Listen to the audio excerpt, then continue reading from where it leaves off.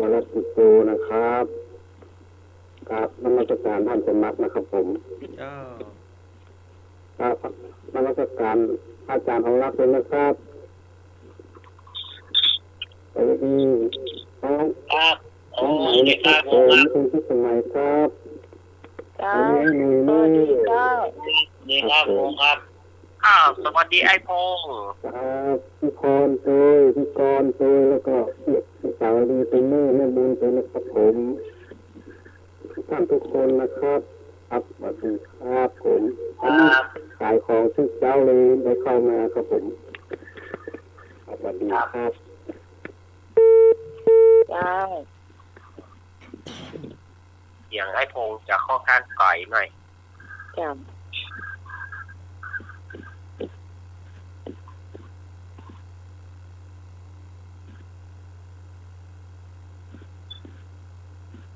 ไอ้พงตาซาแม่เจ้าพอมารายตัวแล้วก็มาสวัสดีแม่เจ้าช่วงของเพลงนี่ก็จะใช้ปัญหาเพลงอย่างเดียวแล้วก็มามีโอกาสได้ทักทายเนาะช่วงนี้ก็จะทักทายกันก็ขอเชิญแม่เจ้า053-810-406เจ้า058นี่มันต้องโทรแล้วจากฝรั่งมันอยู่ฮัด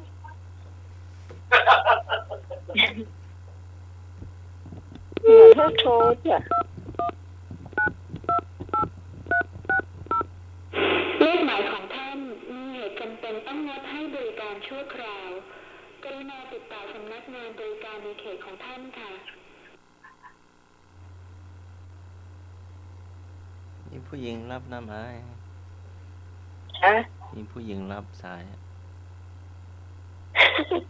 ยิ่งฟังต่อไปให้หลดมันจะมีฝรั่งนี่นะ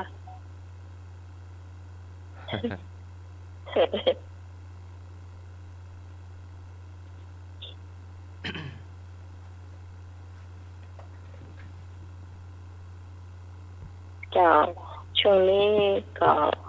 หมดไปแล้วเนาะช่วงท้ายปัญหาเพลงท่านสมัครมีประชาสัมพันธ์ก็ เจ้ามีอยู่เนาะก็วันที่21เมษายน2566ก็มีพิธีส่งน้ำครูบาเด้อพระเถรานุเถระก็จะสวดพระพุทธมนต์สวดมาติกาเนาะท่านไหนศรัทธาท่านไหนจะ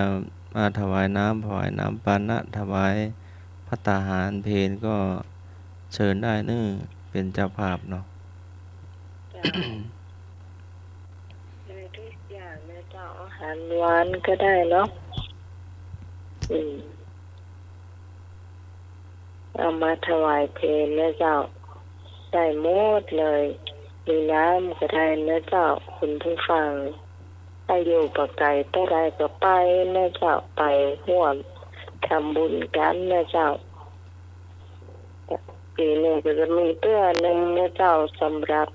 ส่งน้ำครูบาแม่เจ้าเป็นคนแรกเนาะพระสงฆ์คนแรกของจังหวัดเชียงใหม่เจ้าคณะจังหวัดเนาะเป็นก็ เจ้าจังหวัดเชียงใหม่เจ้าคณะจังหวัดเชียงใหม่องค์แรกเนาะ นะโอ้นี่มันแค่เกินไปแล้วกันเลย ก็กัดตัวเนาะ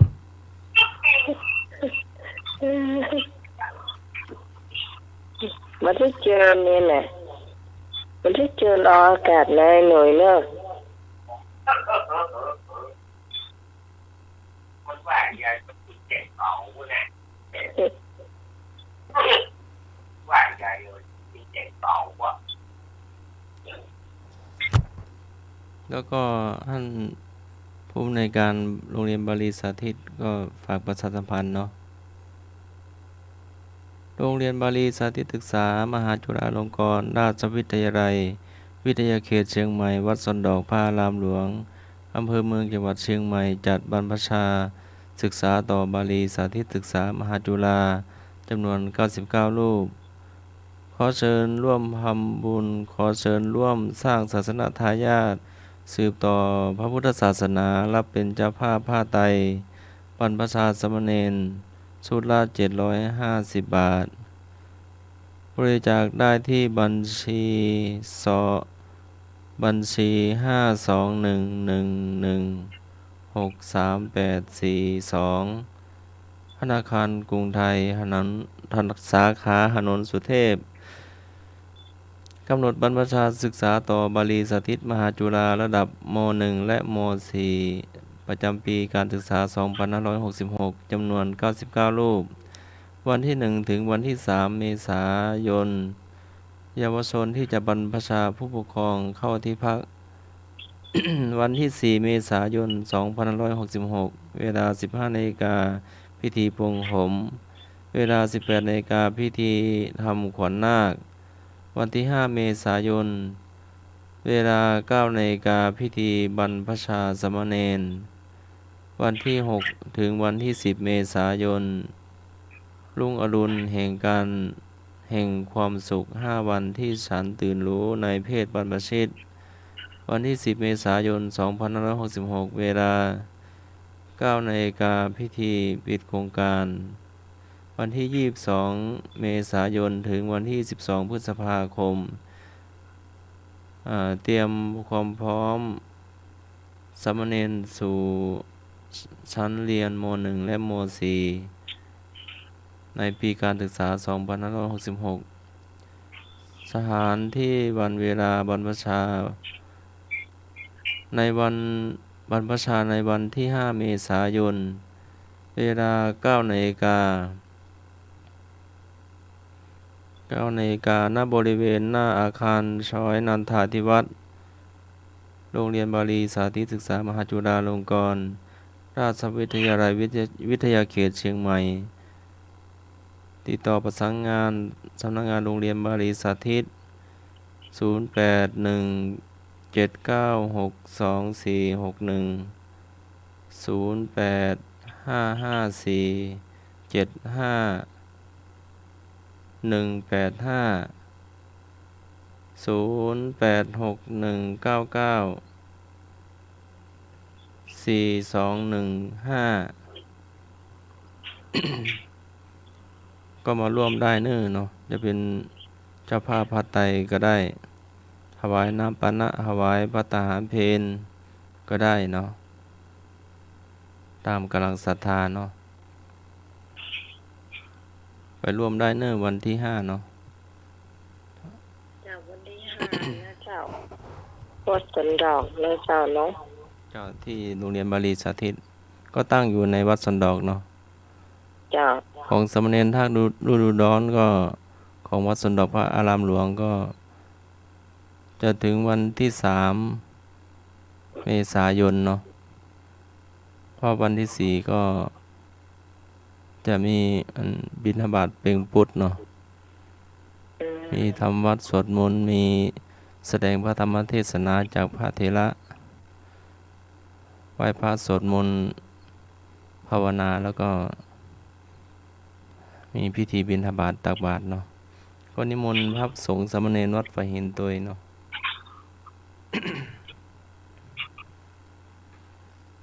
ก็มาร่วมได้เนอะเนาะ เจ้า สะดวกยังไงก็ติดต่อได้หรือว่ามาร่วมได้เนาะ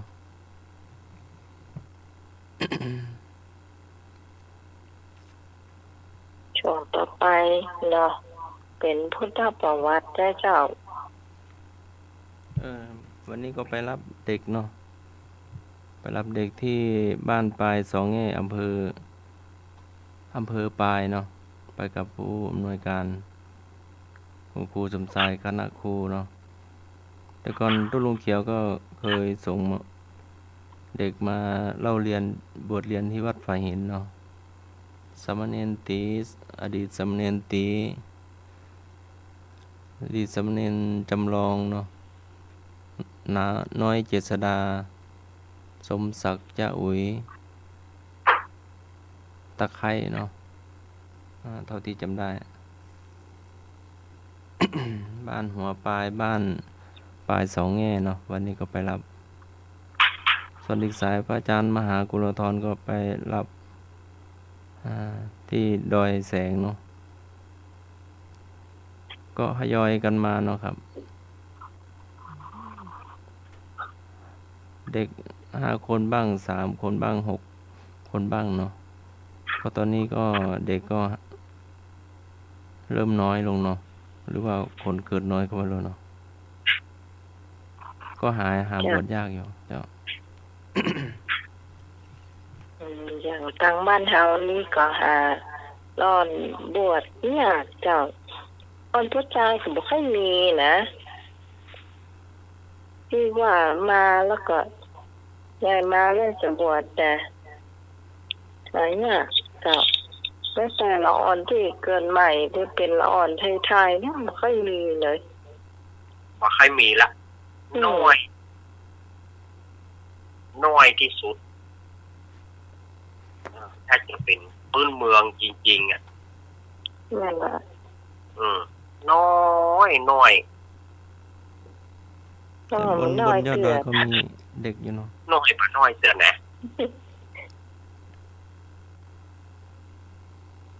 เดี๋ยวนี้เฮาจะฮู้ว่าเป็นอ่อนจะชาวเขาชาวดอยทั้งนั้นเลยเนาะที่มาบวชแต่ว่าทางพื้นราบเนี่ยแทบจะบ่มีเลยเนี่ยงานนะมันมีน้อยอย่างที่เขาว่ากันไปตะเกียมันน้อยไปถึงที่จะเป็นพื้นราบก็มันก็เข้ายุคที่เปิ้นว่าปะน้ำโจมปะหินปูนั่นน่ะกะเนาะเจ้า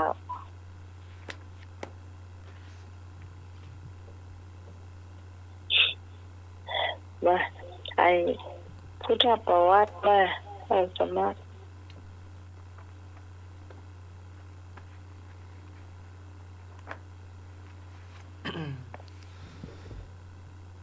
ว่าด้วยผลแห่งการถวายมะตูมเราสร้างอาสมไว้อย่างสวยงามใกล้ฝั่งแม่น้ำจันทภาคาอาสมนั้นเกลื่อนกลไปด้วยต้นมะตูมเป็นที่รวมใบไม้หมู่ไม้นานาชนิดเราเห็นมะตูมมีกลิ่นหอมแล้วระลึกถึงพระพุทธเจ้าผู้ประเสริฐสุดเราทั้งยินดีทั้งสลดใจเอาผลมะตูมใส่หาบจนเต็มได้เข้าไปเฝ้าพระพุทธเจ้าพระนามว่ากะกุสันทะแล้วถวายผลมะตูมสุขแก่พระองค์ผู้เป็นเนื้อนาบุญเป็นนักปราชญ์ด้วยใจอันผ่องใสในกลับนี้เราได้ถวายผลมะตูมในการนั้นการถวายผลมะตูมเราจะไม่รู้จักทุกขตินี้ผลแห่งการถวายมะตูมเราเผากิเลสทั้งหลายพระพุทธศาสนาเราได้ทำเสร็จแล้วถามว่า พระพุทธเจ้ามีนามว่าอะไรกุสันทะไปเจตุยปีใหม่เปิดปฐมละไปเจตุยโทรมาได้เลยเนอะแล้วเอาผลมะตูมใส่อะไรเป็นหากปุ่นมะตูมเหมือนหากปุ่นเป็นหาบนี่ใส่ถุงย่ามหรือว่าใส่ขิงหรือว่าใส่หาบเอาใส่บุงใส่กระบุงใส่กระสอบหรือว่าเป็นจะไรครับกระบุงใส่กระบุงก่อนหรือว่าเป็นหาบนี่น่าจะเป็นหาบป่วยเนาะหาบป่วยคนจะก่อนนี่มันใช่ตัวใหญ่เนาะคนสมัยตัวใหญ่หรอจ้าครับผมเจริญปอดครับคุณที่สมัยนะครับผมไอ้พงครับผมสวยปีพิสมัยมาละเอาไปจะมาแถมมาเลย0538104406 น้องใหม่ทุกคนเนอะ แม่ เจ้า แม่บุญกะ แม่บุญ แม่บุญใส่กระสอบหรือว่าใส่กระปุก คำว่าแหบมันก็ต้องเป็นปาตะกร้าของกระปุงอ่ะ ใส่กระสอบได้ได้ จะตอบได้ไงเนาะ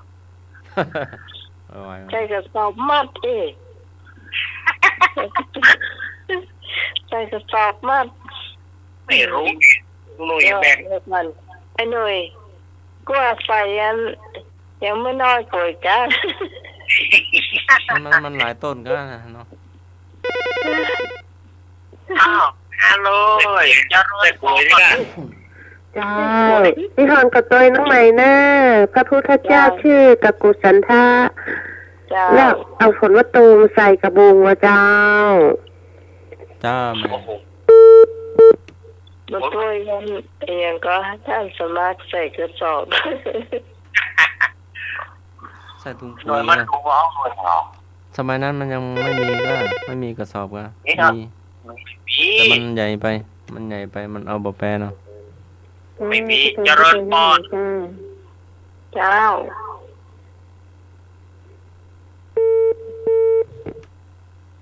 นี่แม่สุพิษก่อ คำพูดเรื่องเสียงคนก้อยเสียงคนเบา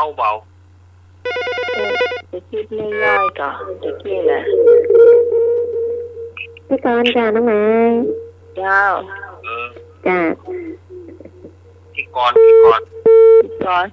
แต่เสียงเลยมันไปไกลไกลเลย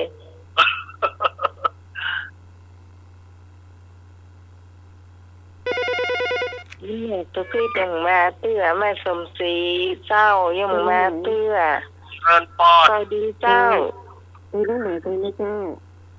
เจ้าพิสารีเจ้า รีเด็ก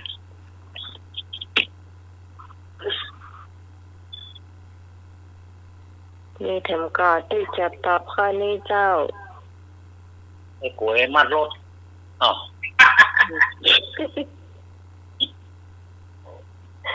การเขาสอนต่างๆใส่ต่างๆแล้ว เจ้า เอามาผ่ามาต้มหรือว่าต้มทั้งลูกลุงน้ำไหม ฮะ มาต้มทั้งลูกหรือว่าเอาบุบก่อน คงพาเชิงอ่ะ ผ่าเกิง มันลูกใหญ่นะจันสมัคร อ่า หน่วยมันใหญ่ปีนแล้วเนาะอาจารย์หน่วย แม่ละ ปีนแล้วเนาะหน่วยกว่าปีนั่นนะกินข้างในมันกะ ข้างในมัน เอามา เอา ต้มหรือย า ว่า มันเอา จะ ยา ทำใช้ยางมันเนาะ ครับ เอายางมาไว้ติดบุหรี่ไม่ละ ปลีฮิโลน่ะเนาะ มือการงานทอดบะปีนโคงครบอ่ะสมัยแต่ก่อนมันบ่มีกาวบ่มีแป้งบัวมีอย่างก็เอาใจ เอา ยาง ย่างมาปีนี่ใจดีเนอะแต่ฟังที่ใจเนี่ยย่างมาปีเนี่ยพับเองก็ย่อใส่ขนมอ่ะเวลาเรามีการมีงานเราจะขนมเช้าเขาเปิดเนี่ยมีสลากแค่เนาะเปิดมาหอมสลากเขาก็จะเอาขนมเจ้าเขาเปิดที่บ้านเนี่ยมันจะมีเราจะแปะเอาไว้ล่วงหน้าเนาะเป็นถุงน้อยๆนะกระดาษถึงกระดาษน้อยๆอะค่ะสำหรับใส่ขนมจ๊อกสัก5 แกน 6 แกนเนี่ยประมาณน่าจะมันนะจะพับเป็นร้อยๆเลยเนอะ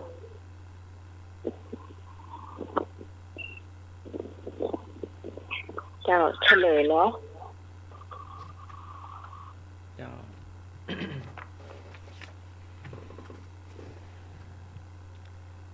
พระพุทธเจ้าผู้ประเสริฐสุด พระพุทธเจ้ามีพระนามว่ากะกุสันทะ ถวายมะตูมแด่พระพุทธองค์ เรียกว่าอะไรนะ อ เอามะตูมใส่หาบเนาะหรือว่ากระบงให้อาจารย์เอาลักว่า จนเต็มเนาะไม่รู้ว่าถวายพระพุทธองค์กี่แก่นเนาะเรียกว่าแก่นหรือว่าลูก ไม่รู้อ่ะมันเต็มหาบนั่นน่ะถวายทั้งหาบ เป็น ก็ ตั้งแต่ได้ลูกเนาะ มัน เต็ม หาบ หาบเมื่อนะคะ เอาใส่พานไปหรือว่าใส่มือดำๆไปนี่นะ ก็ยกไปทั้งหาบให้ยกไปทั้งสองกระบุงยังไง ประเคนทั้งสองกระบุงเลยนะจะไหวปะ ครับ หรือว่าแจกพระลูกน้องพระอรหันต์ อันนั้นก็ไปอีกอย่างหนึ่ง เอาถวายไปแล้วเพิ่นจะฮื้อไผกันแล้วแต่กะเนาะ บ่ตยไปดูเนาะบ่ตยอันนี้เนาะให้แล้วให้ตามไปเลยเนาะ จ้า ลุงเอ้ยเป็นเรื่องแกนวิลางมาบึกหลังหรอ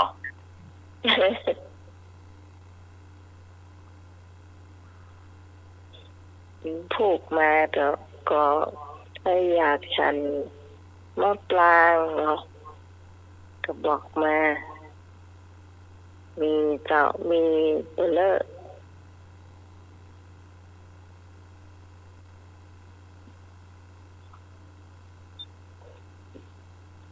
แล้วข้อที่สองเนาะ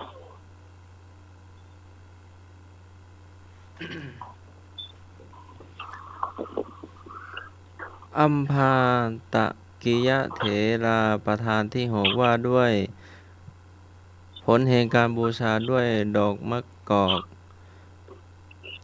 พระมุนีพระนามว่าเวสะผู้อภิชาติ เสด็จเข้าไปสู่ป่าลังซึ่งมีดอกบานสะพรั่งอยู่ประทับที่ซอกเขาเหมือนไกรสอนสีหราช ฉะนั้นเรามีจิตผ่องใสสมนัตเลื่อมใส ได้เอาดอกมะเขือ ได้เอาดอกมะกอกบูชาพระมหาวีระเจ้าผู้เป็นบุญเขตด้วยมือทั้งสองตนกับ31แต่กับนี้เราได้เอาดอกไม้บูชาด้วยบูชาเราไม่รู้จักทุกขติเลย แห่งพุทธบูชาเราเผากิเลสทั้งหลายพระพุทธศาสนาได้สำเร็จแล้ว ถามว่า พระมุนีมีนามว่าอะไร แล้วถวายอะไร ก็คือว่าถวายดอกมะกอก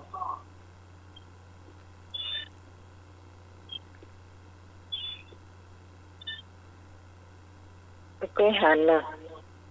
มันก็ดอกมะเขือ ดอกมะกอกยังไม่เคยหาเป็นจะได จ้า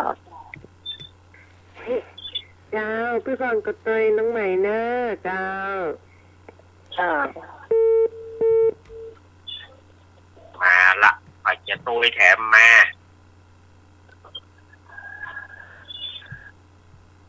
แล้วประกอบเป็นอย่างไรเนี่ยผมหูเนอะแต่เคยหันดอกมะเขืออยู่ ครับผมโดยกันนะแจ้งผลการรับฟังหน่อยเชื่อใกล้ๆครับว่าในวัดของพระอาจารย์ของรัฐได้ยินดีนะครับผม อ๋อนี่ไล่พงเจ้า ดีแล้วเนอะ ได้ยินแล้วเจ้า ครับผมใช่ว่าผมอยู่บ้านห้องประเดี๋ยวนี้ได้ยินจัดทีก็อยู่ประจานนะอยู่อำเภอบ้านห้องใกล้วัดของพระอาจารย์เอารักนะครับ เจ้า ครับผมครับ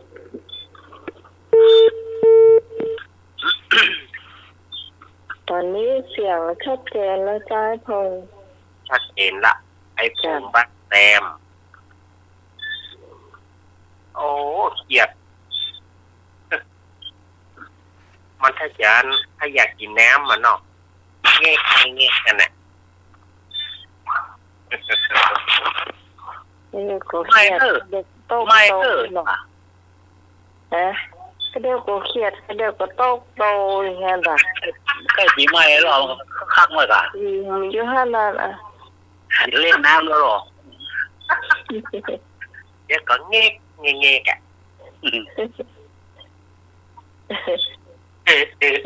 นม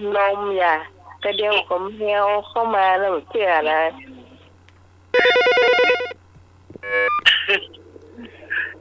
เจ้า เจ้า ตัวน้ำใหม่เนอะ เจ้า อ้าว ลมซัดอยู่ที่หันแจ่มแจ้งไม่กว่าล่ะกะล่างข้างเยี่ยมถ้วย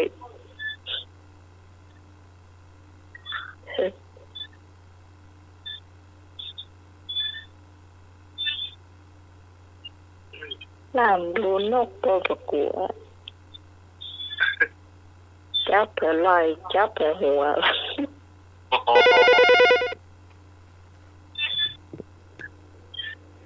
เจ้า จ้าพี่กรณ์จ้าตามกล้วยสักคนหนึ่งเจ้า เจ้า ครับตัวน้องใหม่เนาะโรยตัวโฟนเนอร์ นอมมัก ว่าหรอตัวนี้ผมว่าถ้ากรรมมาว่าพระอย่าง โอ้ยนะอ่ะโอ้ยอ่ะไปโพ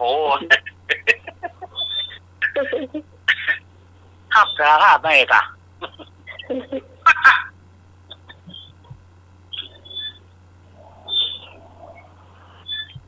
แล้วพาว่าจำไม่ได้นี่เนาะ ทำได้ละสะดุ้งนั้นแกะน้องลืมไปอ่ะ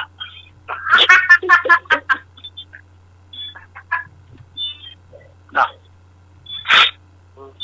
เนาะ ก็เดียวมาหุ่นละแมวแกก็ งงเงี้ยแกเลยไม่เลยไม่เลยว่ะปีไม่เลยนี่เด้อ มันฮ้อนค่ะ มันฮ้อนไอ้น้ำนอนทุกคนยังเอาเลยกะเนาะครับเนาะ ขนาดบ้านพี่นะเนี่ยนกยังลงอาบน้ำอ่ะ มันฮ้อนจ้ะโอ้ มันนกลงอาบน้ำเนี่ยในคลองเนี่ยคลองมัน เจ็บ กว้าง นะฮะมันลงถึงตัวมาแจ่ก็มันฮ้อนอ่ะมันก็แย่น้ำก็ต้องเปลี่ยนกันแจ่นะหนึ่งลงไปสกรรมขึ้นมานั่งตัวอะไรอ่ะ กระมังจำหน่อยแต่ กำลังน้อยชัดกันฮะแล้ลากคว่ำไปอ่ะ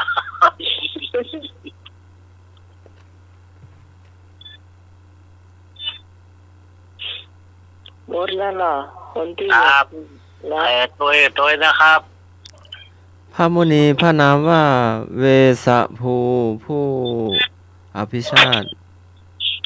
ถวายดอกมะกอกนอนจะเป็นดอกคุยๆเนาะ ครับ ดอกคุยๆอ่ะดอกปุยๆหน่อยเป็นพุ่ม เจ้าประกอบอ่ะ เป็นพุ่มน้อยๆน้อย ครับแม่ โอ้โหพี่บ่เคยหา ๆเจ้าในเนี่ยมันออกมาหา เจ้า จอน่ะ นั่นน่ะครับเจ้าประกอบเจ้าประกอบ คัมภีร์ทุนัตถวิราสินีระบุว่าหลังจากที่พระเวสสภูโพธิสัตว์ จุติจากการเป็นท้าวสันดุสิตแล้วได้ทรงปฏิสนธิในครรภ์ของพระนางยะสาวดี พระอัครมเหสีในพระเจ้าสุปคีตะแห่งกรุงโอมะได้รับพระนามว่าเจ้าชายเวสสภูเมื่อเจริญพระชนม์เมื่อเสกขึ้นได้เสกสมรสกับพระนางสุจิตตาเมื่อโอรสด้วยกับพระองค์หนึ่งชื่อเจ้าชายสุปพุทธ เมื่อพระชนมายุได้600 พรรษาได้ทอดพระเนตรเห็นเทวทูตทั้งสี่จึงตัดพระทัยด้วยพระพระวอทองออกผนวดพร้อมด้วยข้าราชบริพาร 70,000 คนตามเสด็จออกผนวดด้วยบำเพ็ญอยู่6 เดือน จึงได้ตรัสรู้ออกประกาศพระศาสนา และตั้งพระโสนและพระอุตตรเป็นอัครสาวก อุปติสสะเป็นพระพุทธอุปถาก พระรามาและพระสมาลาเป็นคู่พระอัครสาวิกา พระเวสสภูพุทธเจ้าเสด็จดับขันธ์พระปรินิพพาน เขมามิคทายวันกรุงอุสภาวดีสิริอายุได้ 60,000 พรรษา เท่า อาจเท่าเอามูสั่งคังเตอร์ ถามว่าข้าราชบริพารเสด็จออกบวชด้วยกี่คน ก็ 70,000 คน ขอ 2-3 คน ข้อไก่อ่ะ 70,000 ขายาข้อกอไก่นั่นน่ะนาปีเนาะ เจ้า จะไปอยู่กันยังไงเนาะ คนที่นี่ว่ะ เจ้าเป็นคนตอบข้อกอไก่แน่นอนที่สุดเจ้า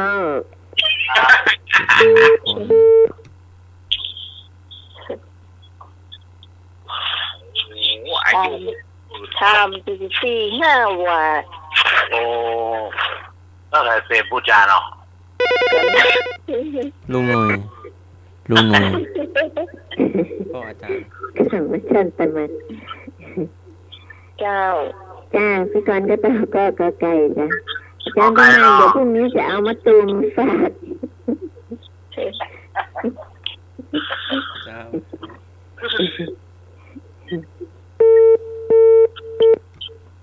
ถูกนี่ก็อาจารย์ว่าปันเลย ครับผม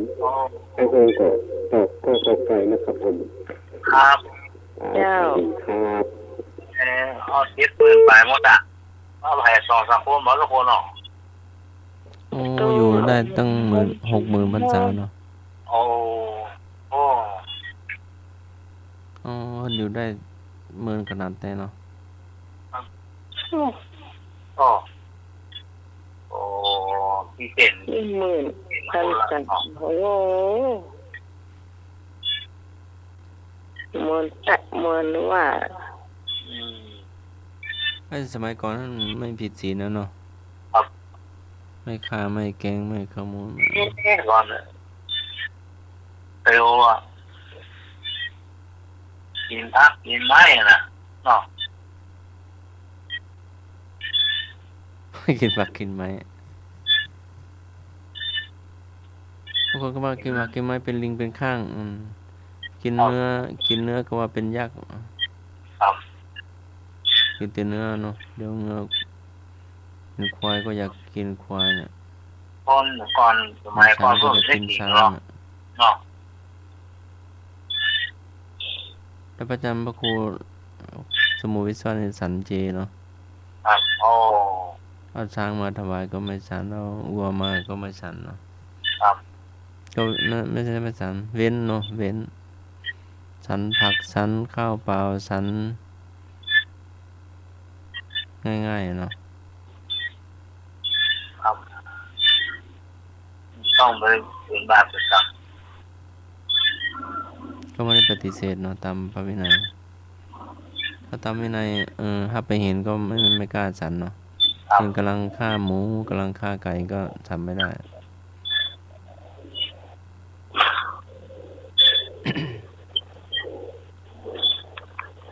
เหยียดในห้องเหยียดแต่ว่าแต่ เสลยข้าราชบริพาร 70,000 คนเสด็จออกบวชโดย โอ้ เสด็จออกบวชโดย 70,000 คน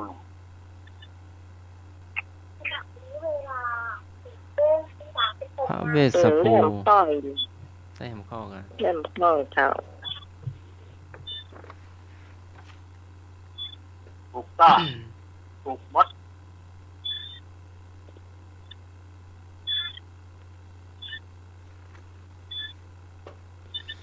พระมหาประชาบดีโคตมีเถรีสำเร็จเป็นพระอรหันต์เพราะฟังธรรมจากใคร ก็พระพุทธเจ้า ขอพระสารีบุตร ขอพระอานนท์งอพระนันทะ พระมหาประชาบดีโคตมี ชื่อมันผู้หญิงเนาะ ก็ข้อคอนั่นนะฟังธรรมจาก พระพุทธเจ้าอะไรกันเนาะ ครับ ก็จะได้ปวดแต่หิ้มตายหิ้มยาวนะ อ้าวมาเลยเจริญพร โอไก่ครับพระพุทธเจ้าครับผม ครับไอ้ครับก็ไปคงหรอ เจ้า ออกไปพวกงบ 053810406เจ้าลืมบอกหมายเลขไป เจ้า เนาะ พี่พรก็ไกลเหมือนกันนะเจ้า เป็นพี่พร ออกไปพวกงบ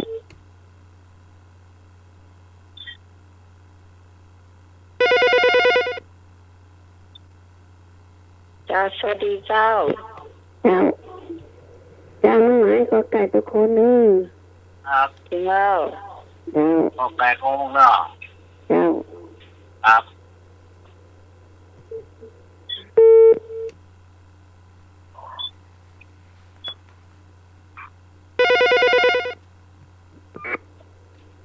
เจ้าสวัสดีเจ้า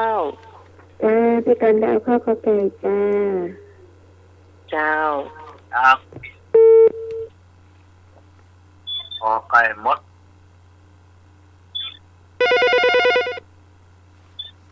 เจ้าสวัสดีเจ้า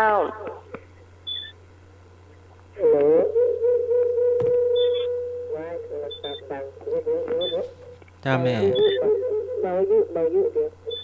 แม่สมศรีอ่ะ ก็ข้าวไก่เนอ ข้อกอกายแม่สมศรี เจ้า ก็หาได้เบอร์ที่หมายบอกที่นั่นกว่า โอ้ กดอีกสาย เจ้า เจ้า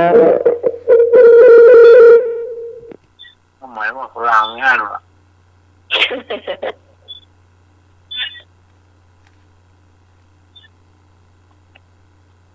053810406นะเจ้าหมายเลขนี้226-058ต้องเข้าไปวันนี้นะเจ้าอย่างว่านะฝรั่งไม่ฮั่น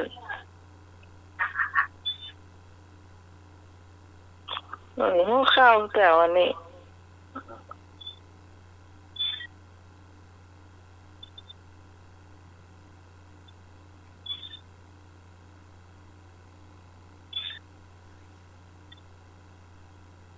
มีเทมก็ที่จะตอบเจ้า ถ้าบอมีจะได้ขึ้นเลยเนาะ เจ้าได้เจ้า พระมหาประชาบดีโคตมี เถรีสำเร็จเป็นพระอรหันต์เพราะฟังธรรมจากพระพุทธเจ้ากอไก่ เจ้าถูกหมดนะเจ้าช่วงต่อไปนี้จะเป็นการเล่านิทานของสำเนียงเอารักปัญโยนันท์นะเจ้าหมดเจ้า ครับ สุดท้ายจ้ะ หลังจากที่2-3 ปีที่และผ่านมานั้น การฟังนิทานหรือว่าอย่างก็ว่าค่อยสมบูรณ์แบบสักใดนะช่วงปี2 อาทิตย์ก่อนเนาะเล่านิทานก็มาได้เล่าดีกระท่อนกระแท่นโดยเฉพาะวันเสาร์อาทิตย์ที่แล้วนี่ก็เอาประวัติของปีใหม่มาเล่าอีกละ วันนี้ก็จะได้นำเอานิทานมาเล่าเนาะเพราะว่าสถานญาติโยมส่วนมากจะถ้าฟังนิทานนักเหลืออย่างอื่นแต่ก่อนที่จะไปถึงนิทานนั้นอาตมาภาพก็ขอประชาสัมพันธ์งานเนื่องด้วยว่าวันที่9 เมษายนคือวันอาทิตย์หน้านี้ก็ตั้งปลื้มสีขาวแล้วก็เครือข่ายทุกสถานีก็จะได้มีการรดน้ำดำหัวในช่วงของเทศกาลสงกรานต์หรือว่าเทศกาลปีใหม่ตามจารีตที่ทอยของเมืองเหนือล้านนาเฮาปีนี้ เปิ้นจะไปจัดที่วัดใหม่มณฑาทิพย์ซึ่งเป็นสำนักที่พักสงฆ์ที่ใหม่ของอำเภอไดหล่อฉะนั้นก็น้อมเจริญปอนเนอร์สถานญาติโยมที่ได้ฟังอยู่ก็พากันไปร่วม รดน้ำดำหัวครูบาอาจารย์นักจัดรายการเจ้าหน้าที่ที่เปิ้นจะมีการรดน้ำดำหัวเทศกาลปีใหม่ก็น้อมเจริญปอนเนอร์ไปร่วมกินร่วมทานกันไปร่วมรดน้ำดำหัวครูบาอาจารย์กันเนาะแล้วก็งานของวัดอัตมาภาพก็15-16เนอร์จะมาเอี่ยวจะมาทำบุญหรือว่าจะมาเอี่ยวมาแหวงก่อนน้อมเจริญปอนเนอร์คณะสถานญาติโยมวันที่15-16แต่งานจริงๆก็เริ่มตั้งแต่14ละสถานญาติโยม14-15-16โดยเฉพาะอย่างยิ่งวันที่16นี้บอกหูว่าอาตมาจะจัดรายการได้ก็เพราะว่าเปิ้นมีรำวงมีดนตรีเล่นที่หน้าวัดอาตมาจะดูก่อนเนอวันที่16นี่นะจะจัดได้ก็บ่ได้เพราะว่าเสียงดนตรีมันจะดังแล้วไปเนาะเสียงดนตรีเขาจะเล่นกันนี่ลำวงการอย่างการนี่โอ้ถ้าอย่างใดจะได้อาตมาก็จะแจ้งไปทางพี่พิสมัยหรือว่าอาจารย์สมัครจำกำถ้าว่าจัดมาได้เสียงกระทึกคือโคมเนี่ยใดก็คงจะต้องงดเฉพาะเสียงของอาตมานี่นะคงจะต้องงดเดี๋ยวดูก่อนเนอะดูก่อนมันพอว่าจัดได้ก็จะจัด นี่ก็งานที่เนี่ยงานมันใกล้มือนี่เนาะใกล้การใกล้งานมาอาตมาภาพก็ช่วงนี้ก็ยังว่านะเนอะวิ่งไปก็วิ่งมาระวังสถานญาติโยมก็มาร่วมกันมาจัดมาปล่อยมาแปลงอันนั้นนี่เนี่ยนะอาตมาภาพก็จะได้นำเอาเป็นนิทานความจริงนั้นอาตมาภาพก็ได้นำเอาเรื่องของที่ว่าในชาดกต่างๆก็จะมีผู้หนึ่งเนี่ยที่อาตมาจะเอามาเล่าวันนี้นะก็คือนางจิมจมานวิกาในวันนี้เอาได้ฟังจากพุทธประวัติเนาะแล้วก็วันนี้อาตมาภาพก็จะเอาตามพุทธประวัตินั้นนะ เรื่องของนางจิมจมานวิกาศรัทธาญาติโยมมันจะมีชาดกส่วนมาก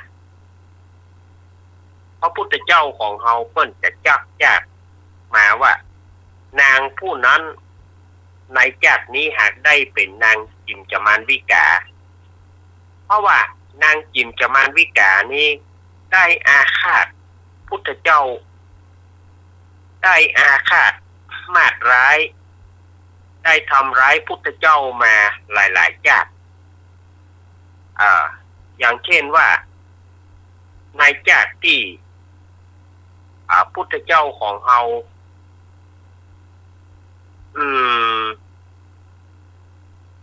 เช่นว่านาง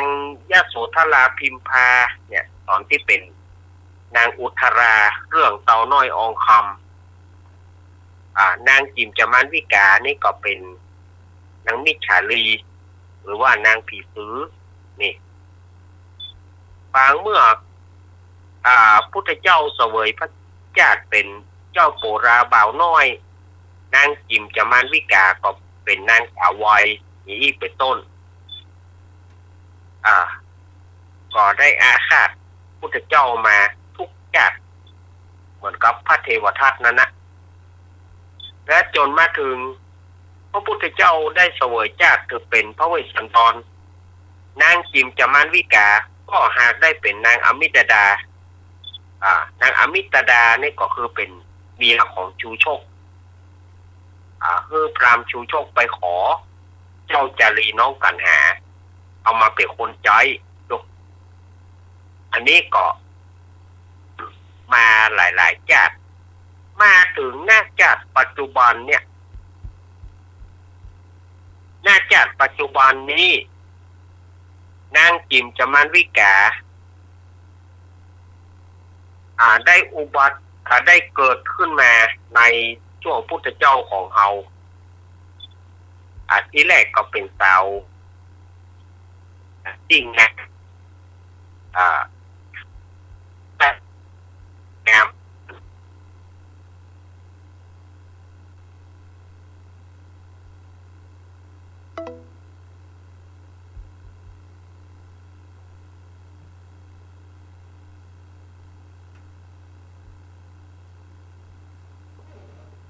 ต่อก่อนเนาะ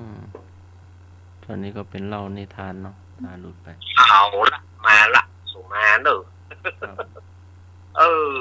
มันหลุดไปเนาะนางจิมจามานวิกาเนี่ยก็ไปเป็นหรือได้ว่าไปเป็นสาวิกาของ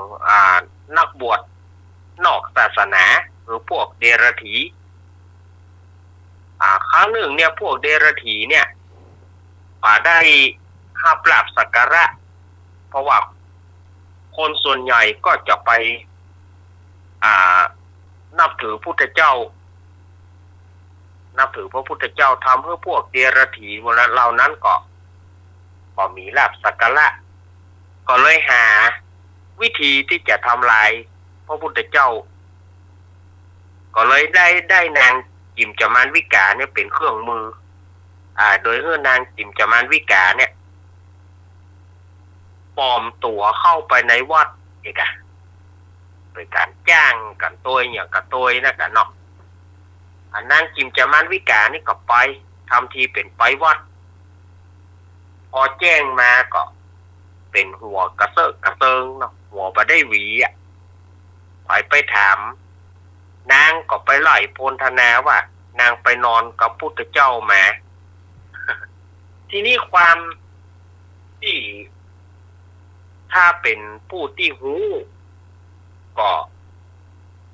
อย่าเชื่อแต่คนที่บอกหูก็จะเชื่อว่าโอ้ถ้าจะเป็นแต้ก็หานี่นะนางจิมจามานวิกานี่ก็ใช้เวลาค่ำมาก็ไปนอนตามนั้นแล้วก็ไปบอกเปิ้นว่าไปนอนกับพระพุทธเจ้ามาไปที่พระคันธกุฏิมาอย่างเงี้ยกันจนถึงที่สุดก็ได้ทำโดยทำเป็นต้องทำเป็นแมนเนี่ยบ้านเฮาว่าทำเป็นแมนโดยการที่เอาต้นไม้มัดกับตองตัวเก่าแล้วก็เอาผ้ามาทับทำกำหนึ่งทำเป็นแมนอื่นๆไว้เนาะภาษาญาติโยมทำเป็นแมนลูกอย่างกันในครั้งนั้นพระพุทธเจ้าของเฮาเปิ้นก็ได้กำลังจะเทศนาธรรมที่พระเชตวันมหาวิหารนางจิมจามานวิกาเนี่ยก็ไปจี้หน้าจี้ตาแต่งมาเป็นน้ำเป็นธรรมเป็นน้ำเป็นธรรมแต่ตัวเก่าเนี่ยทำบ่ได้ละเมียคือแมนอยู่นี่ละเมียคือตองอยู่นี่แล้วเรื่องของเขาจะว่าจะได้ลูกก็จะเกิดมาวันผูกวันฮือเนี่ยยังบอกพ่อของ ไปเตะเทื่อไผ่จะวางหั่นเนี่ยยามนั้นพุทธเจ้าของเฮาเปิ้นก็เลยว่าน้องหญิง เรื่องนี้อ่ะมันมีเรื่องนี้มีคนรู้กัน2 คนก็คือเธอกับเฮาเท่านั้นเหมือนว่าอีกก็ทำให้มันเป็นปริศนาแต่คนตั้งหลายก็แบ่งกันเป็น2 ฝัก 2 ฝ่ายแบ่งกันเป็นพวกคนที่เชื่อในพุทธเจ้าก็มีแล้วก็คนที่บัดเชื่อว่าโอ้พระพุทธเจ้าของเฮานี้น่าจะเป็นผู้บดีไปละน่าจะไปเล่นกับนางจิมจามานวิกาละนางก็จี้ติ๊กๆอ่ะ จี้ติ๊กๆจนทำให้หินปันทุกัมพลศิลาอาส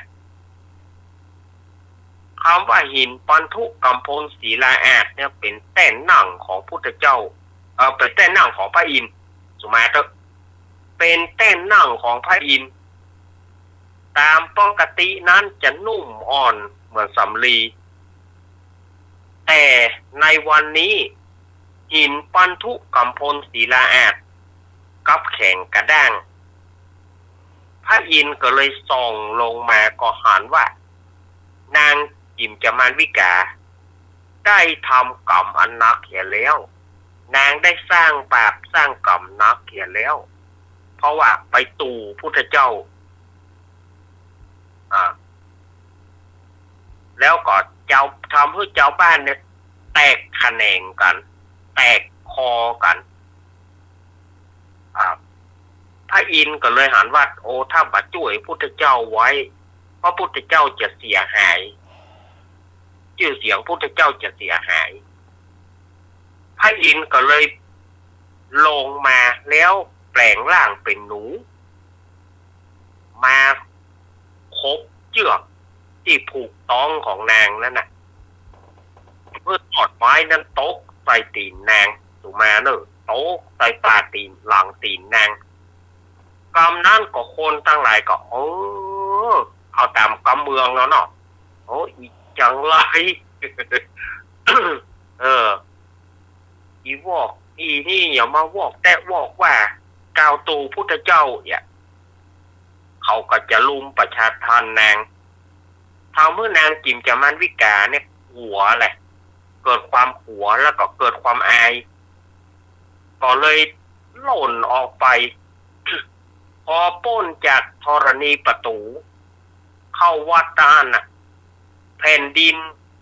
บาอาจจะฮับคนชั่วอย่างนางได้ก็เลยสรุปนาง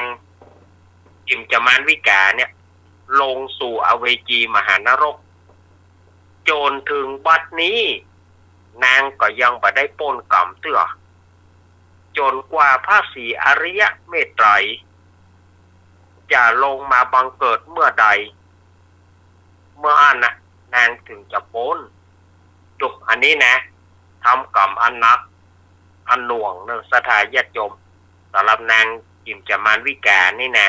ทำกรรมอันนักอันหน่วงในที่สุดก็ต้องตกอยู่ในอเวจีมหานรก พระมาลัยก็ไปโพดบ่ได้พระโมคคัลลานะก็ไปโพดบ่ได้ต้องรอให้ยังพุทธทันดร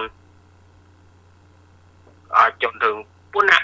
พระศรีอริยเมตไตรลงมาบังเกิดนางถึงจะได้พ้นดุอันนี้กรรมนักเลยนะปนเอาว่าอนันตริยกรรมอันนักอันหน่วงสำหรับนางจิมจามานวิกายังมีแถมท่านหนึ่งยังมีแถมท่านหนึ่งที่ไปจ้วงจับพระสาวก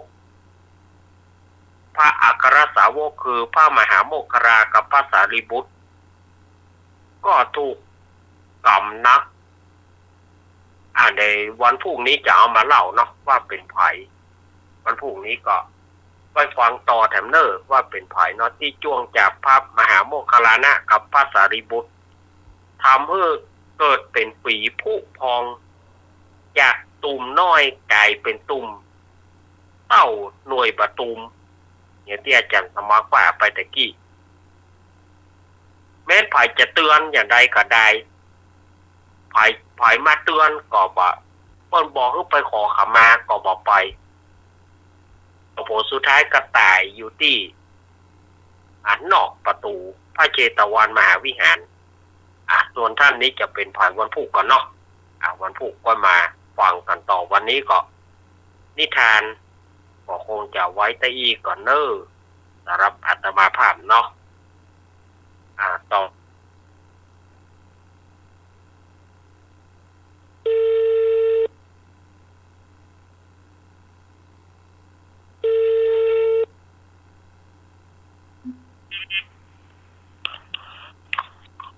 เจ้าไปนะต่อไอ้หน่วยใจ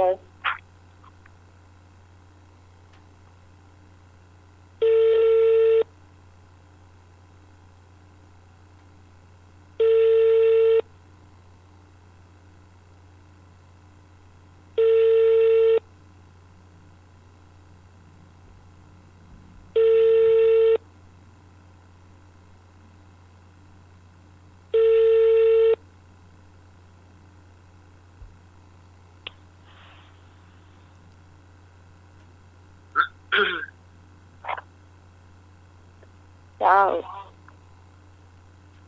ได้ยัง ทุกหน่วยยังไม่รับสาย เอาพี่พรกับแม่บุญมากัน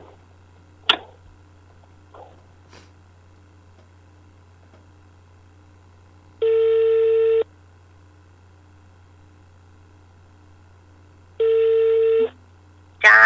กลับไปหาท่านเจ้า แม่ น้องพร เจ้า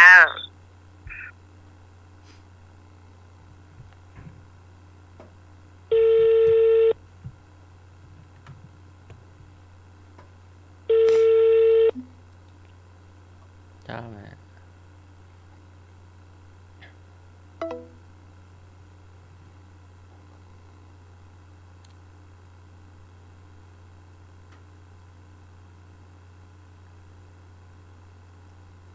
ตอนนี้ก็กำลังประสานเนาะ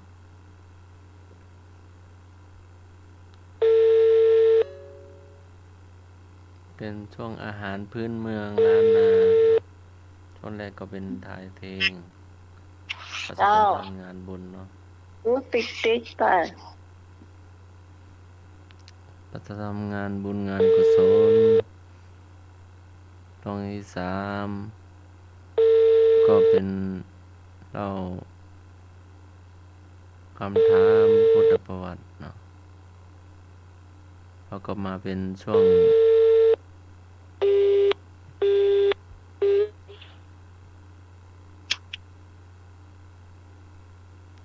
พุทธประวัติแล้วก็มาเป็นช่วงเล่านิทานเนาะจากสำเนียงอาจารย์เอาลักษณ์นี่ก็ไปก็เป็นช่วง เจ้าพี่พรมาแล้ว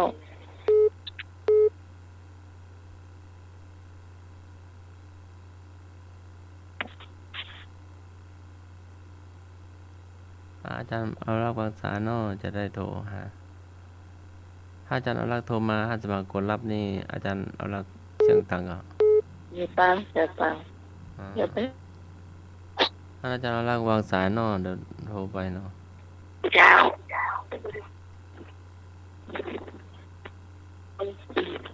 ้า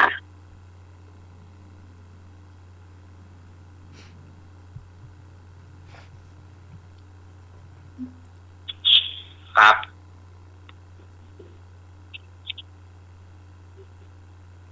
หน้าไม้แม่บุญอาจารย์เอาลักษณ์นั้นแม่บุญ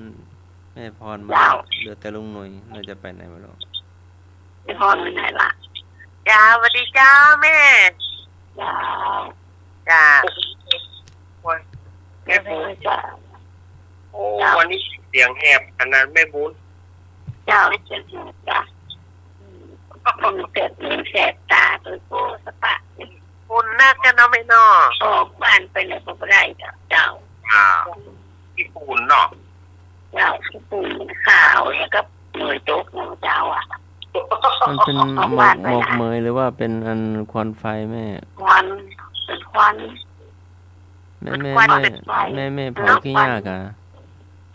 ควันที่ยาควันรถกระบอกหัวจะปะอยู่ใกล้ถนนนี่ควันรถเกิดเพราะอัน แน่นนั่นควันเอาขี้ยาของควันรถของเนาะ ควันนักนอมาวัดไฟหิน นั ก็ กขนาดแล้ว จ้า เปิดไฟส่องไฟมา นี่ เนาะ ก็เป็นแว่นตาเลยติดจักดำ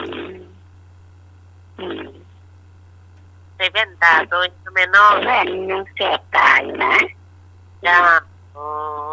มั นั่ น น มา เป็น ใส่มักใบดอกจ้ะ จ้า จ้ะ วันนี้ไอ้พงเข้า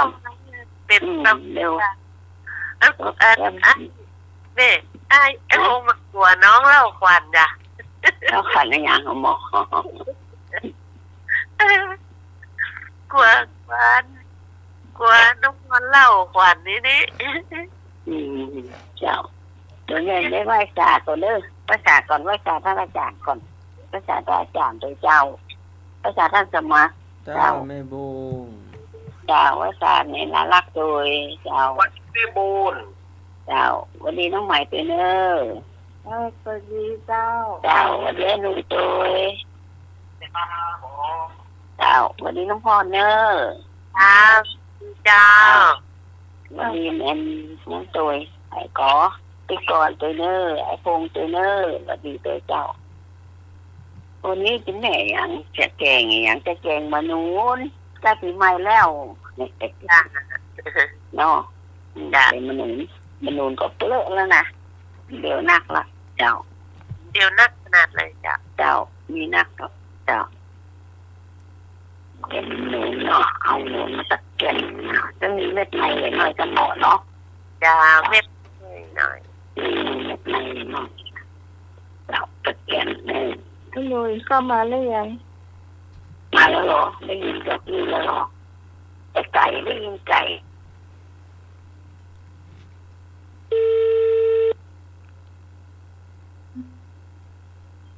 ครับ ลุงหนุ่ยไปไหน ครับ ลุงหนุ่ยไปไห ฮั น ลโหลฮัลโหล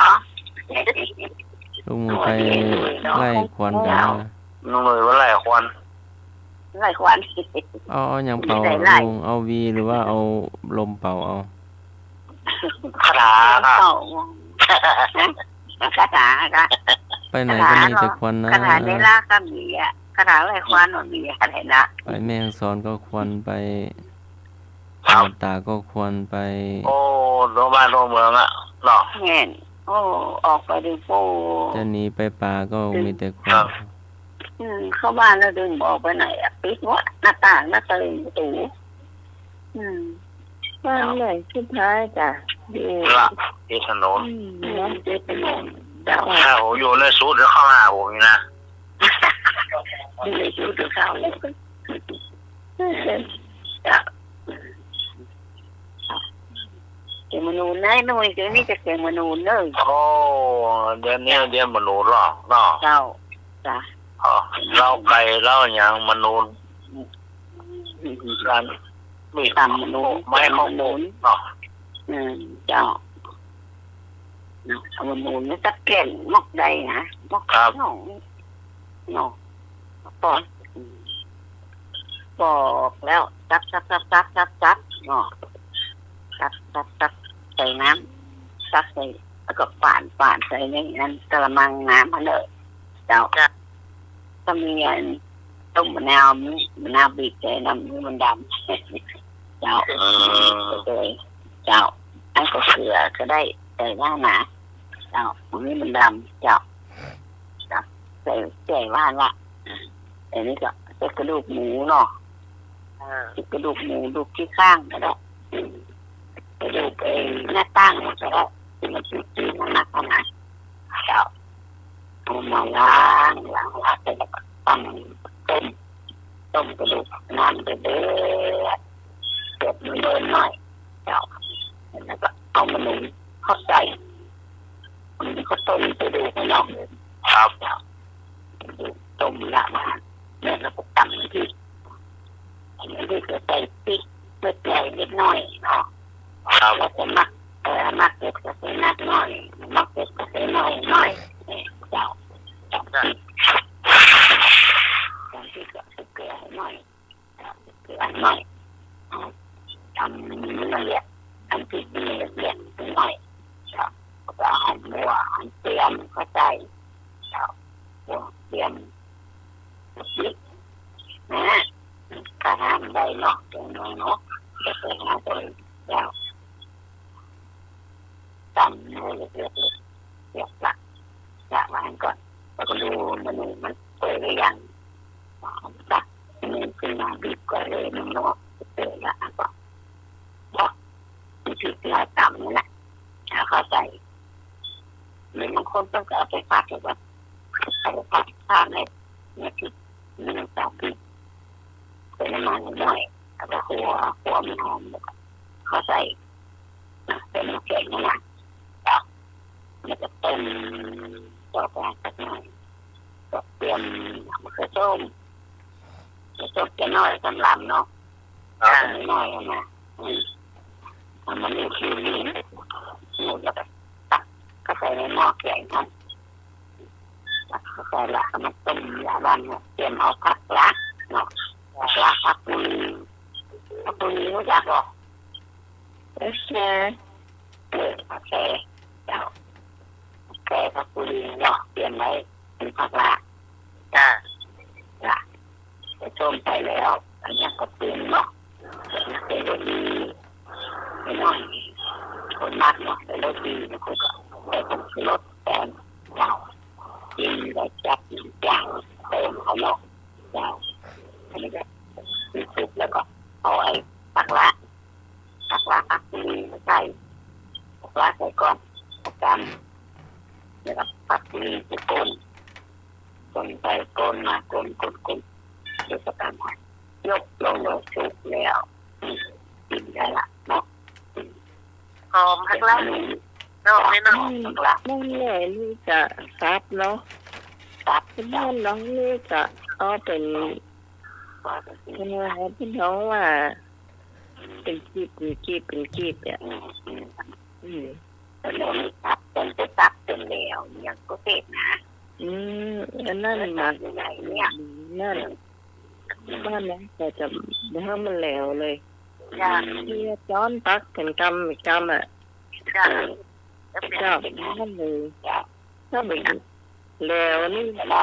น้ำตาจึงจะกินละฉันมากถ้าเป็นมันหนุ่มมันจะกินได้เลยนะตักเป็นชิ้นนะเนาะไม่กินก็ได้ตักก็ได้แล้วต่อมาเช้าวันแม่น้องจีปีความหัวขี้หัวน้ำมันนึกถึงที่ใส่ไม่ได้ป่ะปีหัวขี้หัวแบบนอนที่ชอบมันนั่นหรอไอ้ยาย่ำใจตีอ่ะแล้วมาแปลงอันนี้ก็ได้แปลงมันทอดมันกระบองผีอ่ะเนาะกระบองก็ได้ทอดมันก็ได้แล้วมาแปลงก็หม้อแล้วหม้อนึ่งก็ลำที่3ที่นี้เป็นอาหารนึ่งมาแม่เจ้าใส่ที่หมูอ่ะไข่เนาะนึ่งกับไข่เนาะเจ้าใส่น้ำมันเนาะข้าวจะโคกอยู่มันบ้านเฮาบ่กินนั่นก็มาเนาะถ้าบ่มีเพื่อแมวไอ้หนุ่ยนะมันสิคิดเกินไปก่อเพราะว่าอย่าไปคิดเลยนะมันถอนเนาะสิยับนานเท่าไหร่ก็รอได้ก็มันพูดเลยมันพูดนะนานเท่าไหร่ก็รอได้เน่าหมดในวันเอาลงวันที่30ก็29นี่ไม่ตัดกินแม่ไม่ติดกินไม่กินมานอมเดี๋ยวเนี่ยเจ้าแกะเราเรียบร้อยละ เรียบร้อย วันนี้เอาอย่างไปแค่หนึ่งได้ยินว่าเก่งหนุนใช่ไหม เมื่อไรวันนี้ได้วันนี้ลาบป่า โอ้ ลาบป่าจะข้าวคั่วนะเจ๊ลาบป่าลาบป่าจะข้าวคั่วลาบหนึ่ง ครับ กับอันต้มมะกาดองแล้วใส่บะหลักนะใส่ดอกมะฮอยเจ็ดนั่นเองว่าฮอยจีนนะ มาล่าเนี่ยใส่บอก อัน นั่นแหละ พี่น้อยยุพินหอมมาลายนะ จ้า มันขยากลาป่ายันน้องไหมนะ จ้า ที่ลาป่าจะมีเก็ดปลานะคะเก็ดปลาทอด ปลาทอดใหญ่หวานแซ่บ คือจะได้ไอ้นี้ลาป่าแล้วมันไปเข้าคั่วนะ แล้ว ข้าวคั่วไปใส่นักเนอะไปใส่น้อยเดียว นักจ้ะ เนี่ย ใส่นักกับบะหลาม เนี่ยทุกคนเนี่ยขายอ่ะ จ้าเคยขายเมื่อต้องใส่แม่ข้าวคั่วน้ำนัก จ้า ในนี่ใส่น้อยเดียวเนาะ แล้วนกขายถึงไหนอ่ะนะ ปลาหม้อโลกหม้ออย่าง ปลาไม่ได้บ่เออ โดนนี่มีกระป๋าเลยก็ข้าวคั่วไปมา แต่ ปลาไปปลานักเจ้า วันนี้ น้องนั่น น้องสิอากาศมันร้อนเนาะจะยำดีกว่ากินยำไข่ดีกว่า แกงยำเป็นผสมไข่เค็ม เจ้าอันนี้คือยำไข่ดาวนะเจ้า โอ้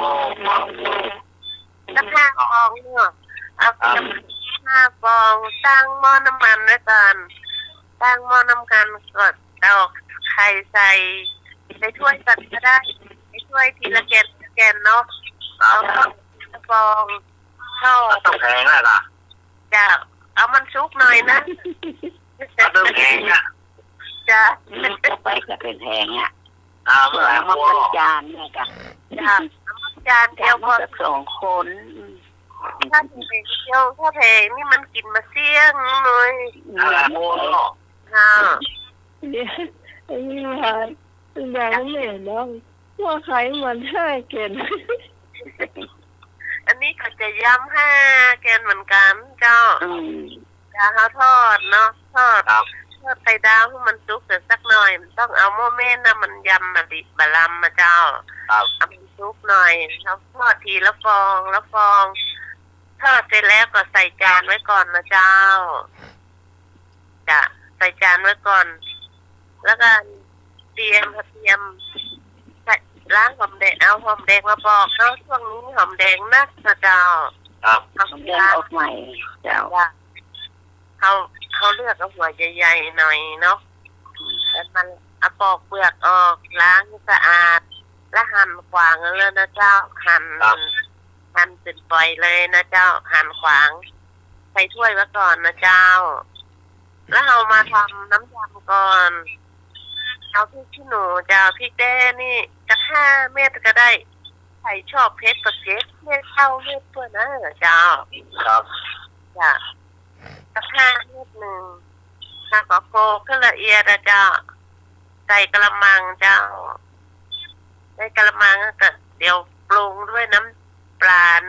1 ช้อนโต๊ะเจ้าน้ำเชื่อม1 ช้อนโต๊ะน้ำมะนาว1 ช้อนโต๊ะครึ่งเจ้าเอาเปรี้ยวหน่อยนะเจ้าผสมคนให้เข้ากันใส่ผงชูรสนิดหน่อยเจ้าคนในกระมังคนเรียบร้อยทิ้งไว้ก่อนไข่นี่ตัด4เลยนะเจ้าฟอง1ตัดเป็น4เหลี่ยมมาเลย4 ชิ้นนะเจ้า ครับ เอาเรียงใส่จานนะเจ้า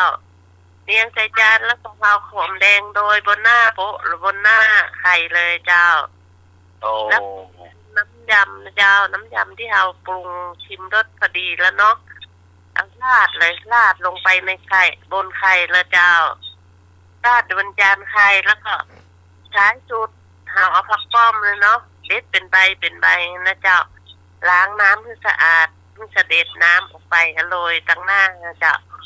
แล้วกินนี่จะเสร็จแล้วพอกินกับข้าวสวยก็ได้ข้าวนึ่งได้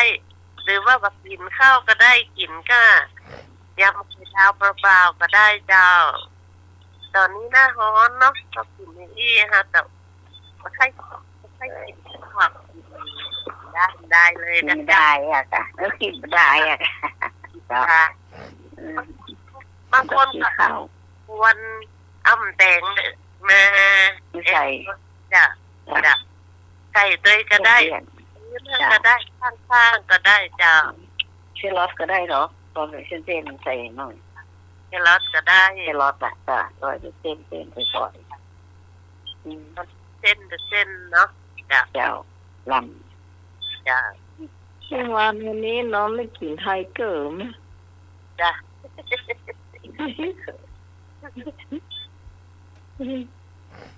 แล้วที่ไหนมันกินเอาไปเอาใส่มาให้ เขาลูกกรุงเทพมา ได้จ้ะ สั่งได้เสี่ยงเลยเหรอเหลือหลายตัวอยู่ 3 กิโลเท่า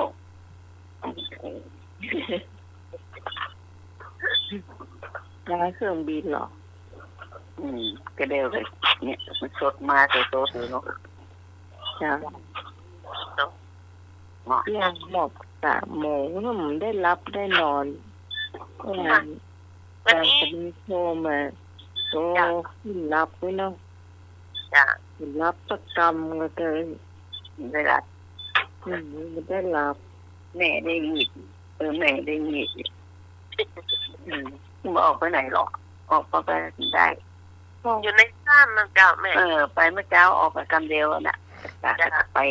หลังฐานีไปหลังวัดพระศรีเสร็จแล้วก็เข้าบ้านแล้วก็ออกไปจ้ะ เด่นอันน้องหมาย จ้า กล้ามล่ำเด่นเนี่ย จ้ะ ไปขายของที่สีเตี้ยวน่ะขายน้ำผู้กับเป็นปลาท่องโกจากกระเดียวจะไปลากไปอุดหนุนสักวันนะนี่เมื่อใดก่อนกัน2 ทุ่มก็คงเที่ยงอะก็หมดแล้วก็จะแล้วจะบางวันก็แล้วเจ้า มันต้องมีน้ำจิ้มสีเขียวๆในเพราะที่ฮอน จะ ก็ห้องอะไรอย่าง ยา แม่ สังขยาใบเตย เลย ทำไปละสังขยา สังขยา ซื้ออย่างรถสังขยาแล้วก็ซื้ออันนี้อย่างก็ โก็ได้ อัน ขน นี้ มขนมปังนึ่งถ้าเราไม่มีมันจะเนี่ย จ้ะมันเป็นตัวเป็นนั่นหรอน้ำเต้าหู้อย่างตัวเนาะ จ้ะ นี่คือหักปังโกนี่ต้องซื้อ สังขยา เอามาขนมปัง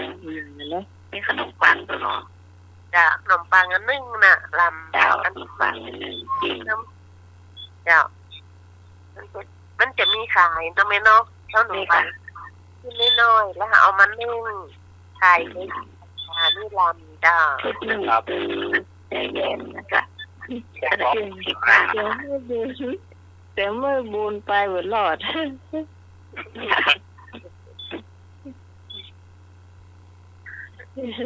นักเดินน้องหมาย เนี่ย ฝุ่นมันนักเกินออกไปฝุ่นนักเลยคอนี่ ที่เห็นนักฝังมันมีก็จะ600นะจากใหม่เฮ้ยเนี่ย เจ้าต่างแล้วไป โอ้ มันก่อนชิมเลยไปแต่มาแมลงเหลือ100 บาท มีที่หูเหมือน ถ้าว่าเชียงใหม่เป็นแคมป์อย่า แม่โลกมันเศร้ามา นั่นจ้ะ ที่หน้ามาบอกมาดึงออกไปบอกไม่ได้มาดึงอย่ากับมือโตกนี่แหละ จ้ะ มันมีเครื่องวัดแม่ เป็นหลักเป็นเครื่องวัด ที่ พอ สอ จะ น ล้างจักวงอ่ะ ก็ไปไอ้นั่นนะอย่างก็จะฝนจะตกนะจะมี นั่นเนาะ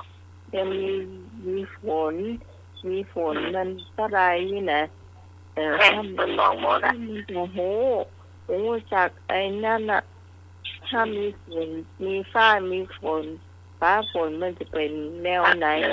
เวลาใดนะโอ้โหอย่างนั้น จังหวัดนั่นแหละไปโดนแล้วคนบอกหมดละ จ้ะ นี่มีที่วัดอย่างของมันบ้าง เครื่องวัดตัวนี้ แล้วมันเจอข่าวกระจายตัดดอกเนี่ยค่ะ อย่าง นี่โด ตัวน คนเล็ก ค่ะ อายุ นี่แม่น้องหมดไปแล้ว จ้ะสบายละหมด หมดพวกเราจะเอาใส่สวยหน่อย จ้ะ มันค้างต้มจะใส่สวย ตอนที่โมงว่า8 โมงนะ แล้วเรากี่โมงแทนสมัคร ก็ประมาณ8 โมง ฮะ 8 โมงหรอ แล้วเริ่มที่บ้านน่ะหมาย9 โมงเนาะ แม่เพราะว่าพี่หนานก็ว่าช้าไปมันก็จะไปแล้วเนาะมีการตื่นทำเลยเนาะ 9 โมง ฮะ ทำพิธี9 โมงกับเจ้าวันพุธ ใช่ จ้ะ มันไม่ต้องบ้าน7 โมง มันเจริญที่ทำมนต์ตัว จ้ะ ถึงว่าเตะทำตัวเนาะ จ้ะ จะปั้นข้าวตัวมันมีไว้ทาบสินด้วยหรอ มันก็จะมันถูกเนี่ยหลายอย่างมันถูกเนี่ยทำในวันเดียวเราก็ดำหัวพระอาจารย์ตึงท่านสมาธิตัวเนี่ย จ้ะ นี่จะหันละใช่ แสงมาถึงบ่าย 2 ทันแล้วเนาะ ตอนปีใหม่ไปตานแล้วก็เข้า เนี่ยแสงไปวัดที่แม่แตง ปีใหม่นี่ไปตาลแล้วพ่อตาลที่บ้านเนี่ยเนาะกระลายคุณกับไม่เป็นผู้นี่กระลายกันว่าพระเจ้ารอตึงท่านว่าบอกหรือยัง บอกแล้วแต่เนี่ยแสงมาบ่าย 2 ทันอย่างเนาะหน้าหมายเริ่ม9 โมง ไม่ มาถึงบ่าย 2หน้าหมายทันเนาะ มาสองคนนะที่สอง ตี ค สอง นนะ ตีสองวันนี้เหรอ บ่าย 2พรุ่งนี้ มาสองกลางวันนั่นเหรอ นี่เดี๋ยว ไปทานอะไร ร อ่ะ อรถประจำ มา ทาง ทำ ร ต อ อน รถ เช้าอ่ะ บิณฑบาตรอรถรอฉันข้าวเนี่ยนัดก็ไปบ้านเกิดเนาะก็เห็นมีบวชปล่อยสังรองนะ อ๋อลองที่มุมบอยปล่อยสั่งลองนะเนาะ นัก ตั้งที่ บ้านมะเขือส้มบ้านอะไรอย่าง ก็สี่เต็มร้อง เป็นมาของเนนธันวาเน็ตออฟเป็นแสงเนาะ แดงเน้นแดงไปกับตุลุงหนุ่มกับตุตะวัน ประชาโทษ ไปกับนานถิ่นตะวันแล้วก็ เกิดแต่ว่า ก็นานส่งรูปให้ดูอยู่นะเห็นพระอาจารย์มหาสมเกียรติมหาสมชาติตัวน่าจะอยู่วัดใดวัดหนึ่งอ่ะถ่ายกุฏิถ่ายอย่างตีเส้นถนนทำถนนคอนกรีต ก็ทำถนน นี่วัดไหนนะไหม วัด ต้องขึ้นไปตั้งแค่ใครวัดเงินให้เลยจำไม่ได้ ก็ตุลุงหนุ่มแล้วก็ตุตะวันกับสามเณรแดงไปถ่ายทอดสดงานอย่างนะไหม ขึ้นทำถนนขึ้นไปทางวัดค่ะวัดอย่างวัดใหม่ชลประทานก่อน โอ้โหนะ ไม่โหนะวัดกัน ก็พวกนี้ก็มีพระอาจารย์พระครูสมุวิศวัตเนาะประธานสงฆ์แล้วก็พระอาจารย์พระครูสมุธีรเศรษฐ์องค์แสดงพระธรรมเทศนาทำเมืองเรื่อง ตัวฟอเนี่ยนะ เจ้า ที่จะเขียนมันก็มาหูเขาจะคือกันอย่างป่ะแต่เห็นว่าเป็นให้ครูปอที่เป็นองค์เจ้าเป็นถูกนะก็ได้ทำเมืองจยะตัง7 กับ เออ ซื้อ แต่ มา ก็จะเตะถึงเรานี่ จะ เตะ ยะตังเจ็ดแล้วก็ บ้านน้อง ใส่มงคลขึ้นบ้านใหม่เนาะไปเผื่อไว้คืนเผื่อไว้ไป ได้จังได้แล้วค่ะ ก็ไปวันก่อน เอา เนาะ โอเค ที่ร้านร่มใบบุญ อ่า ครูไปส่ง แล้วก็รวด เนี่ย พาเนนไป เราทำมันเนี่ยเราทำเนี่ยในต้นเตะปีใหม่ตัวขึ้นบ้านใหม่ก็ได้ทำเนี่ย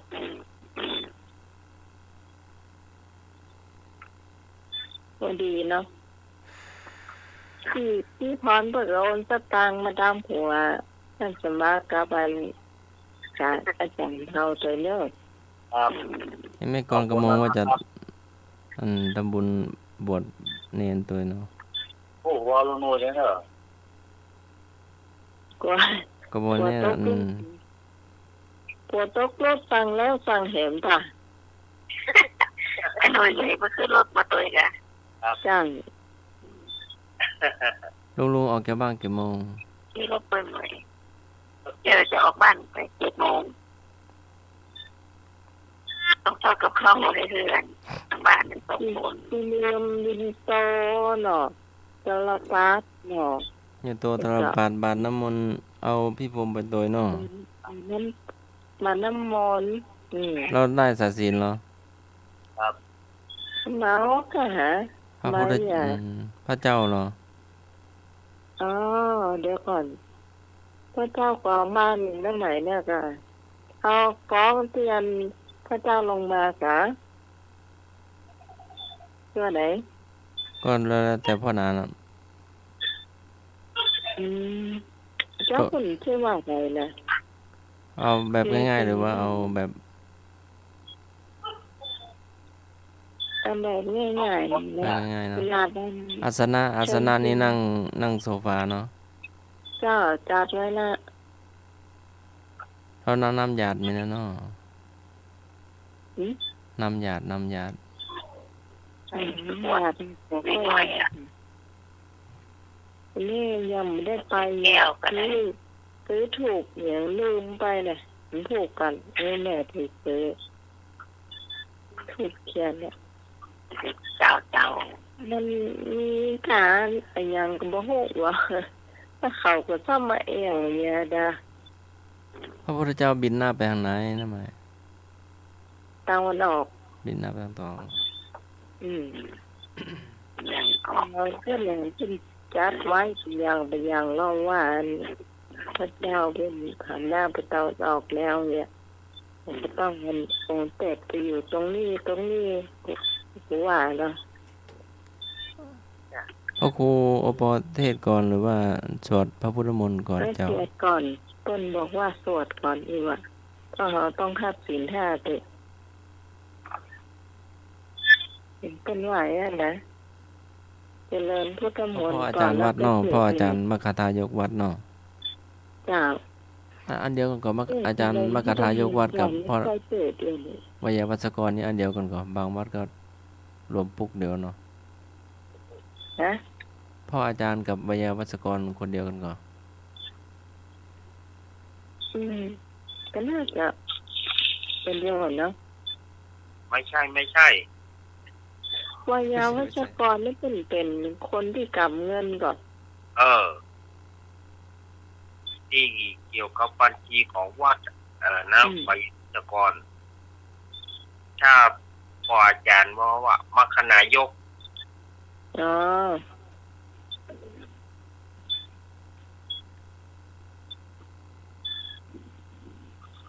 มัคคณายก มคณายกของล้านนาเนาะภาคกลางก็เรียกว่าวิยาวัชกรแต่ วิยาวั กำเมื ช อง กรนี่เป็น กำเมืองเรียกว่า ฝ่ายการเงิน มคทายกกับวิยาวัชกรอันเดียวกันเนาะอาจารย์ ไม่ใช่ครับ อ๋อ คนละคนครับ คนละคนจ้ะ มคทายกนี่นับเงินอย่างเดียว ไม่ใช่ไงมัคคายกนี่ก็เป็นปูจารย์ละพ่ออาจารย์ อ๋อพ่ออาจารย์ ครับโอ้ พ่ออาจารย์เรียกว่ามคทายกวิยาวัชกรคือ ดูแลส ค ม น บัติวัด ที่ทำเกี่ยวกับการเงินนะคะถ้าไว้ใจได้ก็เลือกคนนั้นน่ะ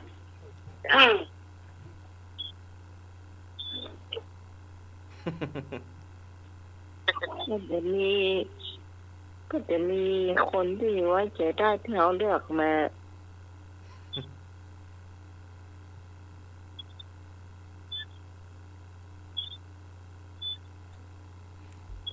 มรรค ต่อไป ทายก เด็กนี้เสียเนาะก็ได้ อันนี้อัน น้องหมา จ้ะ น้องหมา เจ้า พี่พรได้ไปพี่พรเนี่ยขออันดำหัวท่านสมัครกับพระอาจารย์มาคำนี้เนอะจ้าเยี่ยมมากออนแอร์ดีกว่าดำหัวทางออนแอร์เนาะ จะส่งที่ต่างมาหนู เจ้า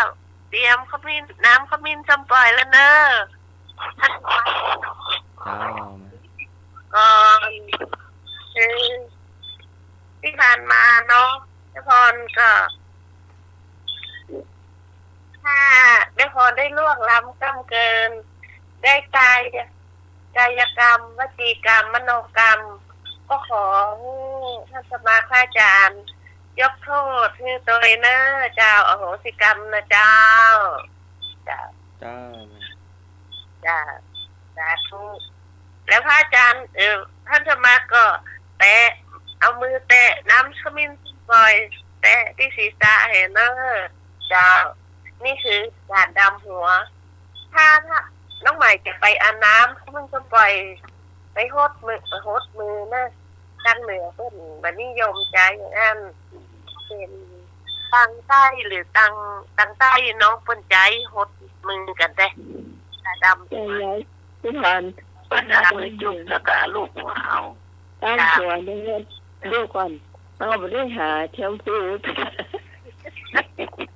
เอาน้ำจุ่มที่ขมิ้นส้มปล่อยกะ เจ้าเขาพี่ เอามือก็ลงจุ่มเข้าเต็มข้อมือหรือว่าจุ่มพอ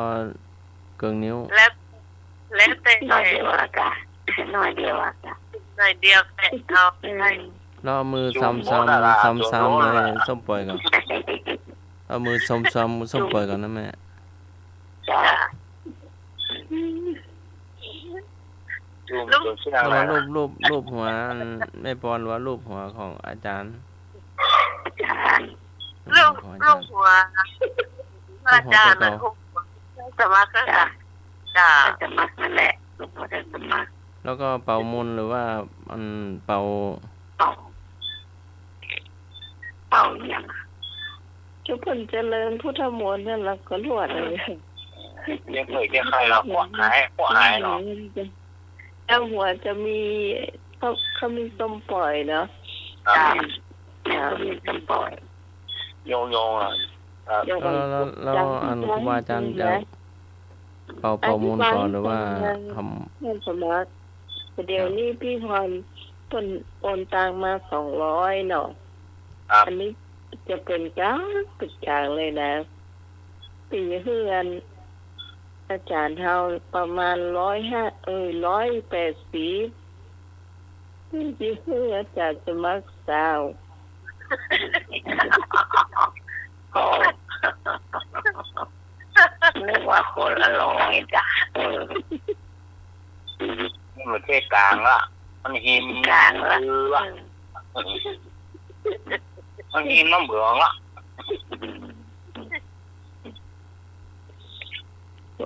ก็นายขาดอะมาง่ายๆเพิ่นเปิดเพลง3 รอบฮักเหลือนอก เดี๋ยวถ้วยลงได้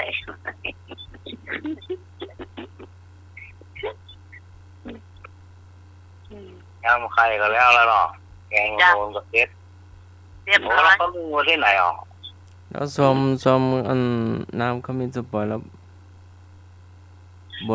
บนปากงุ้งยุบหัวภาวนาเนาะให้พรก่อนแม่ จ้า เจ้าแม่ ตอนป้อนค ปอน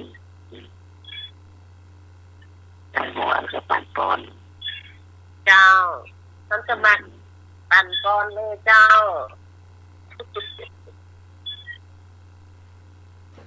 อายุโน เนี่ย อายุโนสุขังพลัง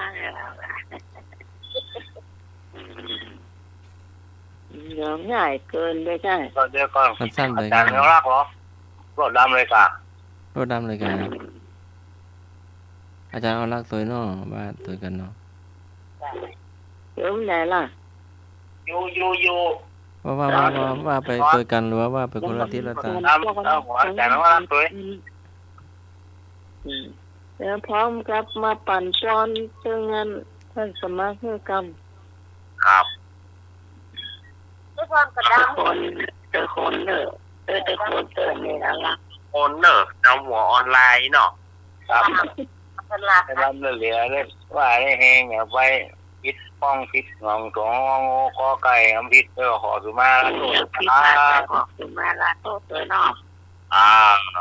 ความ นี่น้องสบายกะน้องถึงท่านสมัครนี่มันบางทีก็แข้งขนาดนะแข้งขนาดนะ ไม่บุญไม่ต้องวิฮอนสปะสเปดเอาเสือในปีใหม่ปีบานนี่เสือก็เฮาก็ขอเสือก็แหงไปฟ้องเสือก็ว่ากันไปฟ้องอย่างไปฟ้องทางแต่อาตมาภาพก็ยกโจทย์ยกหาให้ผู้คนก็ได้เป็นบาปเป็นกรรมต่อกัน เจ้า จากนี้ต้นไปขอให้ทุกท่านอยู่ดีมีสุขทุกจงโยกโศกจงคลายสิ่งบดีหายความสบายจงมาในปีใหม่2566นี้ไปตัวปู่สังขารญาติสังขารคุณเนอ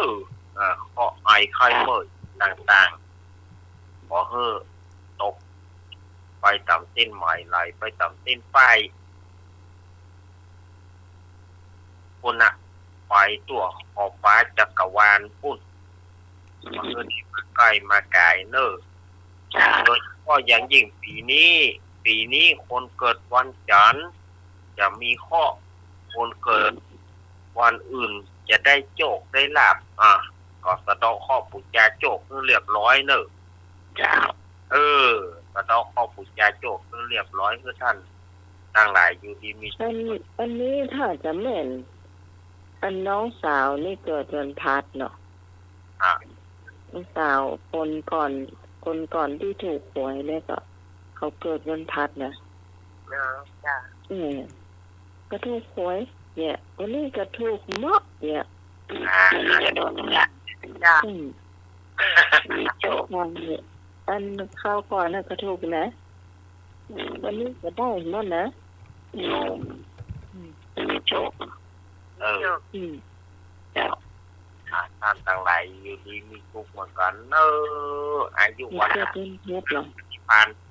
ท่านอาสารสมบัติเหมือนกันทุกคนในปีใหม่เกี่ยวจะมาหอดมาเติงนี้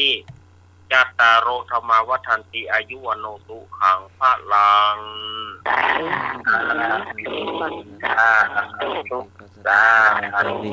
สุขังสุติกัสสติอายุหัตวะปรามนันสุขันจะปฏิทานาโตทีกายุยัสสวะโหติยะยัตตะยัตถุปปัจจติติความพรปีใหม่มือนี้ก็ขอให้โยมแม่พ่อแม่บุญนาไม้และลุงหน่วยทุกท่านก็ขอคำทั้งหลายที่กายกรรมวจีกรรมมโนกรรมก็ดีก็ขอให้อย่ามาใกล้มาไกลให้ไปรอดมือตึงก็อย่าได้มากำกายของโยมพ่อโยมแม่ทั้งหลายก็คำสู่วรพุทธศาสนาไปใจสาธุ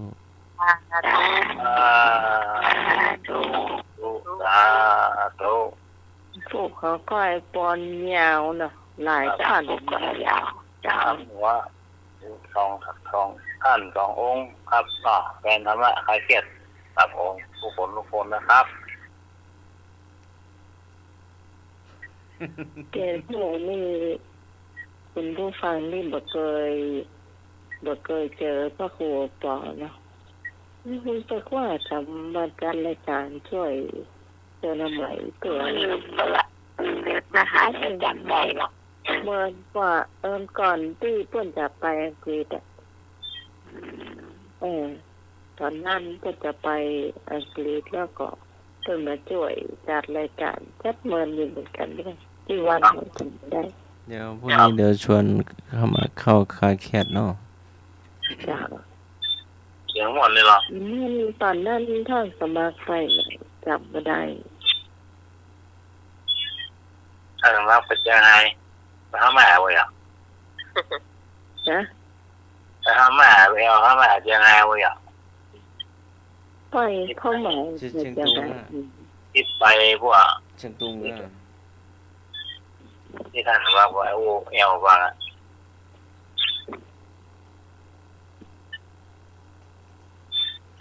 ได้หลายวันนะทางสมัครก็ไปเลยไปเลยไปบ้านไปบ้านการสมัครไปญาติตายอ่ะ ย่า ญาติท่านสมัครอ่ะ ย่า ญา ว่า ติเป็นเสีย ยายล่าสุดก็ ยาย เนาะ ล่าสุดยาย ช่วงนี้ละมันหลายวันอ่ะ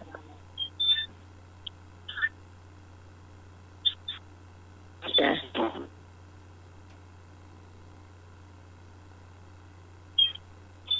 อยากได้พระครูปอนมาช่วยเสียงพระจันทร์หมดอ่ะเดี๋ยวไปฟังเพื่อนการเทศน์ของเพื่อนเป็นสไตล์เนาะ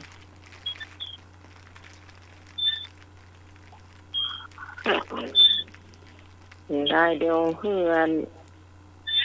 ไอ้หน่วยถ่ายรูปไว้เดี๋ยวการเขาหลงเขาได้ดูกันเนาะถูกอาจารย์เท่าก็เป็นไปเนาะก็ถ่ายรูปไว้ตอนที่เป็นเป็ด เสียง แอ เอ๊ะ นเราเชื่อกันเลย แล้วเราเนี่ยใครเราไปเลย เราเจ้า ท่านสมัครอะเราเจีย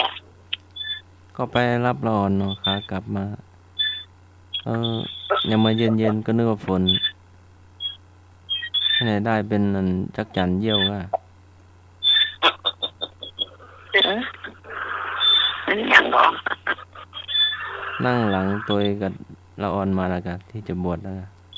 บ้านปลายสองแง่อำเภอปลายยังมาเย็นที่ไหนได้จักจั่นเยี่ยวมันบ้านเขามันต้นไม้ใหญ่เนาะต้นไม้บ่หันใบมันหล่นนะมา โอ้ ใบบ่ตายใบบ่หล่นจะได้ใบเขียว ต้นก็ต้นใหญ่เนาะต้นเท่าวาต้นเท่าน่ะเสาศาลาก็ต้นเสาเท่าวาเลยเนาะ โอ้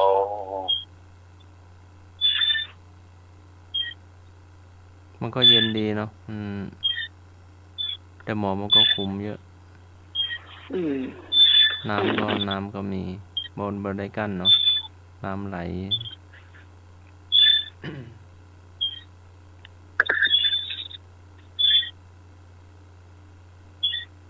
อัน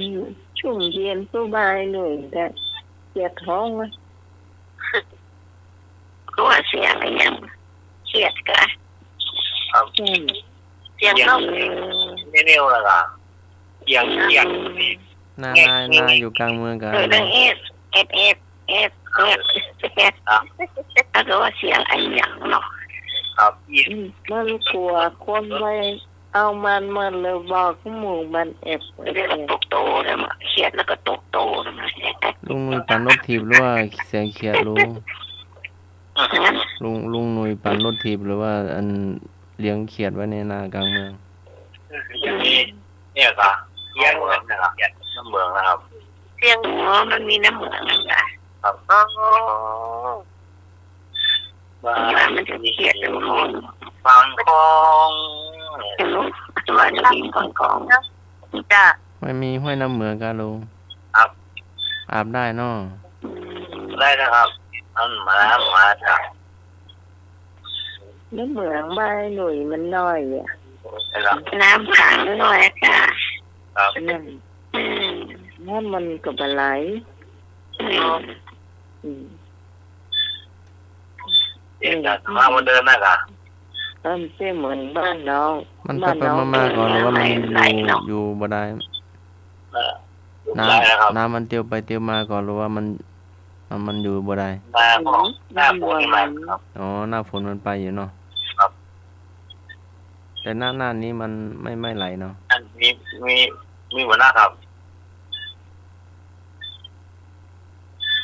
มันมาจากไหน มัน ลุง เป็นโมงเป็นตีเนาะ บ้านเนี่ยครับ มาจากไฟหรือว่ามา ใช่ จาก เหรอเนี่ย ที่ไหน เนี่ย น้ำบ้านลุงมันมาจากไหนไปไหน อยาก ถ้าสมมตินี่นะฝนตกมากหน้าตังอ่างแก้วน่ะเนาะลงมาจอน แก้ว ไหลลงมา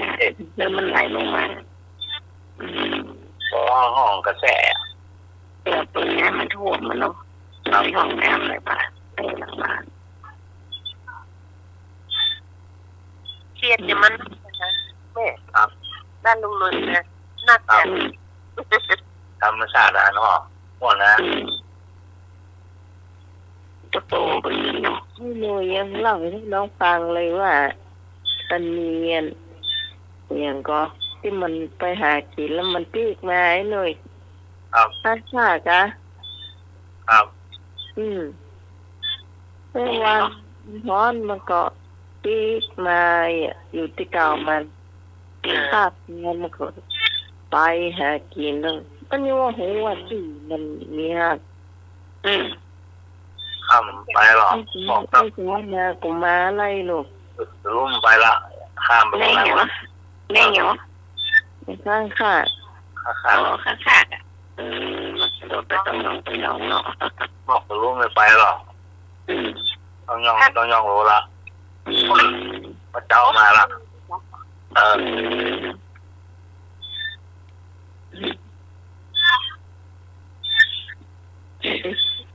จะมาห้องดังเนาะ ครับ เสียงแน่ ถ้าน้ำขังนักใส่มีหลายหน่วย นี่ห้องมีขี้คะแนนด้วยหรอครับ ถ้ามันน่าคงกับปาตานเสียงกันนะจ๊ะเนาะเหมือนเพื่อนท้องเพลงเลย หน่วยที่เราลองฟัง แล้วน้องเหมยถ้ามันก็ร้องเพลงเล่นดนตรีกันนะเนาะแต่ ตัวเหมือน ไม่เหมือนกันเนาะแต่ละคน เหมือนเพลงสุชาติเทียนทองน่ะเนาะ จ้ะ เป็นชื่อเกียรติมันท้องเพลงเนี่ยอย่างพวกนั้นน้องเคยฟังน้องเคยได้ยินอยู่นะจำไม่ได้จริงๆเนี่ยอยากถึงว่ากบเขียดร้องเพลงอยู่กลาง ผู้อาจารย์ชอบมาเปิด ไอ้ยังไม่จำไม่ได้เคยได้ยินอ่ะ แม่เคยได้ยินทำไม่ได้เบิร์นละ จำ ของ ชื่อ สุชาติสุชาติเทียนทอง ชาติเทียนทองนี่แหละ คนท้องไม่จำแต่ว่าชื่อเพลงเนี่ยแต่เนื้อเพลงเนี่ยพอจะหูอยู่ว่ามันเกี่ยวกับเขียดนะเขียด กับลุงเนี่ยกบเขียดเขียดตัวจะแดงเนี่ย ด้วยไปกาดเนี่ยถ้าก็กาดละไอ้ที่อ่ะ เนี่ยอย่างไปจ้ะ ก็ช่วยเขาไปขาดละเอียดอ่ะ ต่อรอไอ้ว่า เจอว่าไปจ้ะ เนี่ยไอ้ค่ะไอ้ไปเนาะไปดึงโดนคนยับไปทอดเนี่ยเนาะโดนคนยับไปย่างอย่างเขียดเนาะ เกียด ตายอย่างเขียด ใช่ยังไงใช่ยังเกียดจ่ายเยอะแหละแต่นะ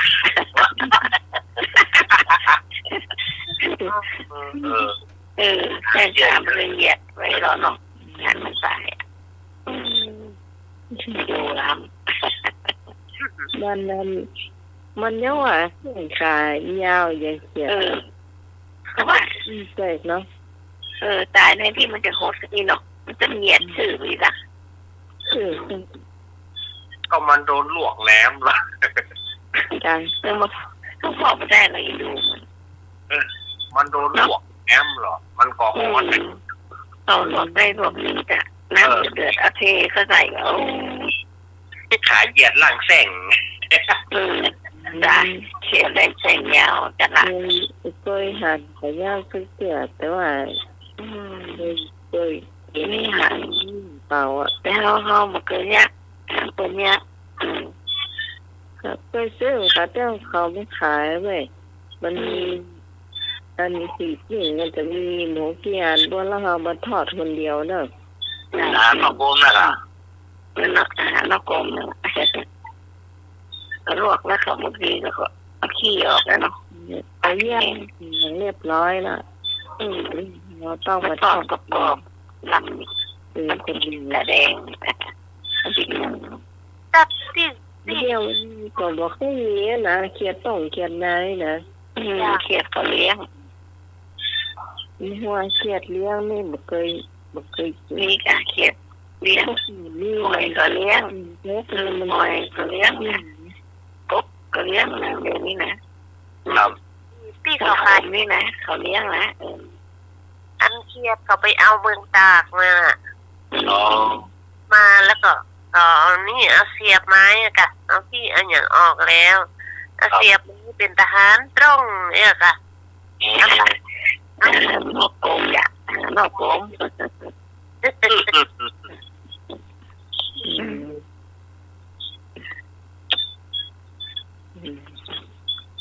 ยกไปแรงเลยอะไรอะไรไม่ซักจำมาเลยหมดเวลาแล้วเนอะตอนอย่างบ่มีแข้งขึ้นหน้าผาอย่างมีแข้งขึ้นหน้าผามันมีแข้งขึ้นหน้าผาได้จ้ะซัดมันก็เป็นซัดเนาะมีแข้งขึ้นหน้าผาได้แต่งูก็มีแข้งหอยก็ดีเนาะเนาะไปเลยไปเนาะอย่างบ่มีขาขึ้นเขาไหมมีขาขึ้นก็ไม่หมดงูเจ้า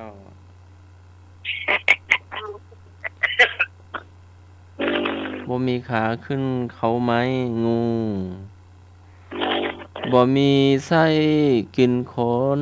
อย่างมีไส้กินขนมีไส้กินก็รู้จักกะชุดอย่างสุด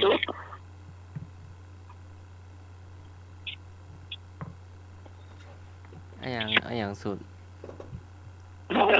ยุงอ่ะอย่างเป็นคนเป็นสัตว์นะเป็นสัตว์อีกมีไส้กินคนเป็นสัตว์อย่างว่ามีไส้กินคนนี่อย่างไงสัตว์ว่า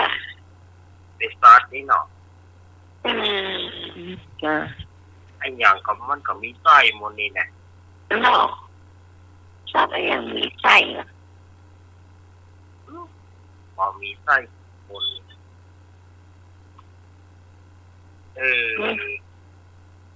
นึกออกเนอะไม่ใช่ร้ายจ้ะ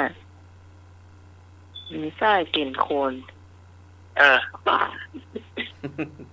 ยัง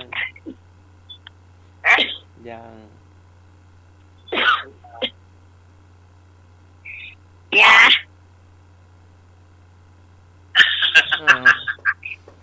าเอาขีดมาเอาปิงปิงมันดูเกิดอะ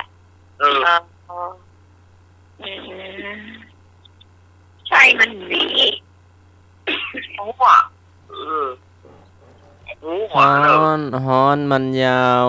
หนาวมันขดแคว้นฮ้อนมันยาวหนาวมันโหด หนาวมันขดแคว้น แควนอีหยังบ่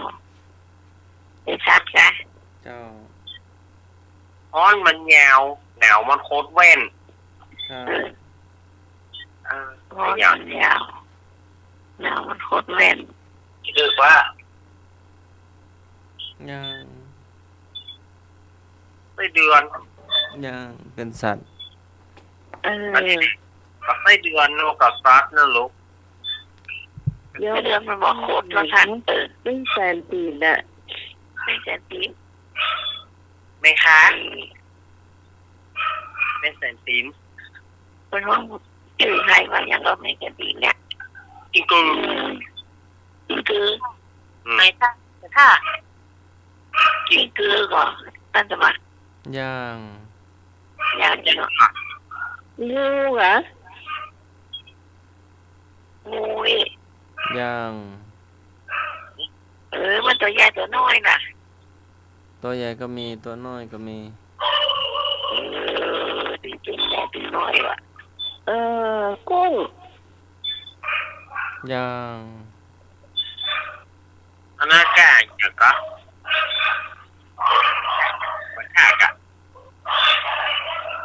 หอยตา ฮะ ไอ้อย่างเสียงไอ้อย่างแหลมมา นะ น้องเลยอ่ะว่าไม่ดูอ่ะกะสปันนะ น้องไข่จะล่ำมาเลยนะ แต่ละคับฟัดอะไรอยู่นะ คืออันนี้คือเดี๋ยวจม หมาเสลยหมา มาว่ะรู้ถึงมาเป็นมาตัวเอง เนี่ยนะ มันโคตรก็มันนอนลงโง่เลยมันหนาวเนาะโง่เงินขี้เต่าเนาะ อ้อมคิดเนาะ โง่ขี้เต่ามันอุ่นเนี่ยเนาะ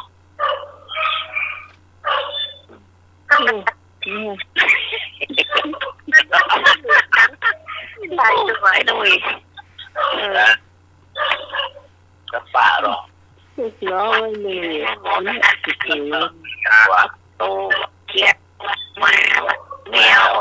แมวหรอ ไก่ไก่ ที่เล่าอ่ะที่เล่าบนหัวเนี่ย เที่ยวตรงนี้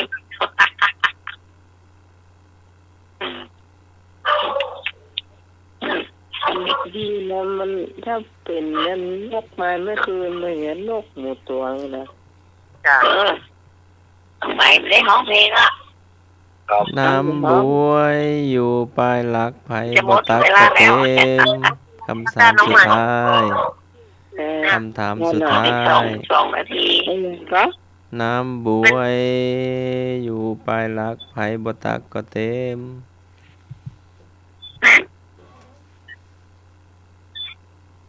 ไอ้ยัง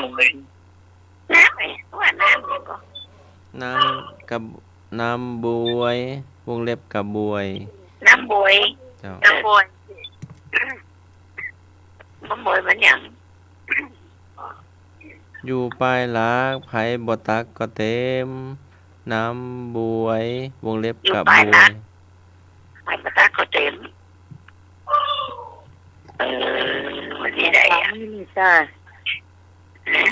กระเป๋า เจ้า เปล่ามาถูก มันมาแค่ไอ้ตื่นอ่ะ น้อง นี่เลี้ยงเด็กของโง่ เปล่าน้ำบวยกระโหลกเป็นเปล่ากระโหลก เป็น เป็น นั่นเลยที่เต็มก็น้ำ นั่น เสื้อเฮา น้ำเต็มอยู่นะ โบมันนางโอ้มันอย่างมันไม่ น้ำ ใส่ เต็มมันบอกว่า หอก ถ้าน้ำลั่นมันใส่อย่างนี้นะน้องถ้าน้ำมันลั่นนะมันใส่แก่หน่อยนะ มันได้แก่นะคะมันได้แก่เขามากีดนะคะ จะกินนม มากต่อไปสันเนี่ย มันใช่กินดังในนะเขากินน้ำมันนะ เนื้อมันใหญ่อะเอามาตั้งปลาเศร้าเนอะ มันกำลังอ่อนๆนี่ค่ะแต่น้องกินน้อยเดียวนะ จ้ะคนมันกำลังจะเริ่มมีจีนมันเนาะก็แก้ว เขากินน้ำสิ เขาไม่ชอบกินจีนมันตัวนะจีนมันนะเนี่ยนะ เขาบอกกินเนี่ยจะกินกันแล้วบน เล่น น้องไหมเวลาน้องไหม จ้าถึงเวลาแล้วเนาะ จ้ะ เนี่ย จ้ะ โอ้ย โอ้จังละ อะไรเนาะ เมื่อวานอาจารย์ตั้งเพลงไว้ก่อนถ้าตั้งเพลงไว้ ใช่แล้วหมดเวลานะต้องมีเวลาสักหน่อยครับ จะขอ จะขอ เวลาพบกันหมดเวลา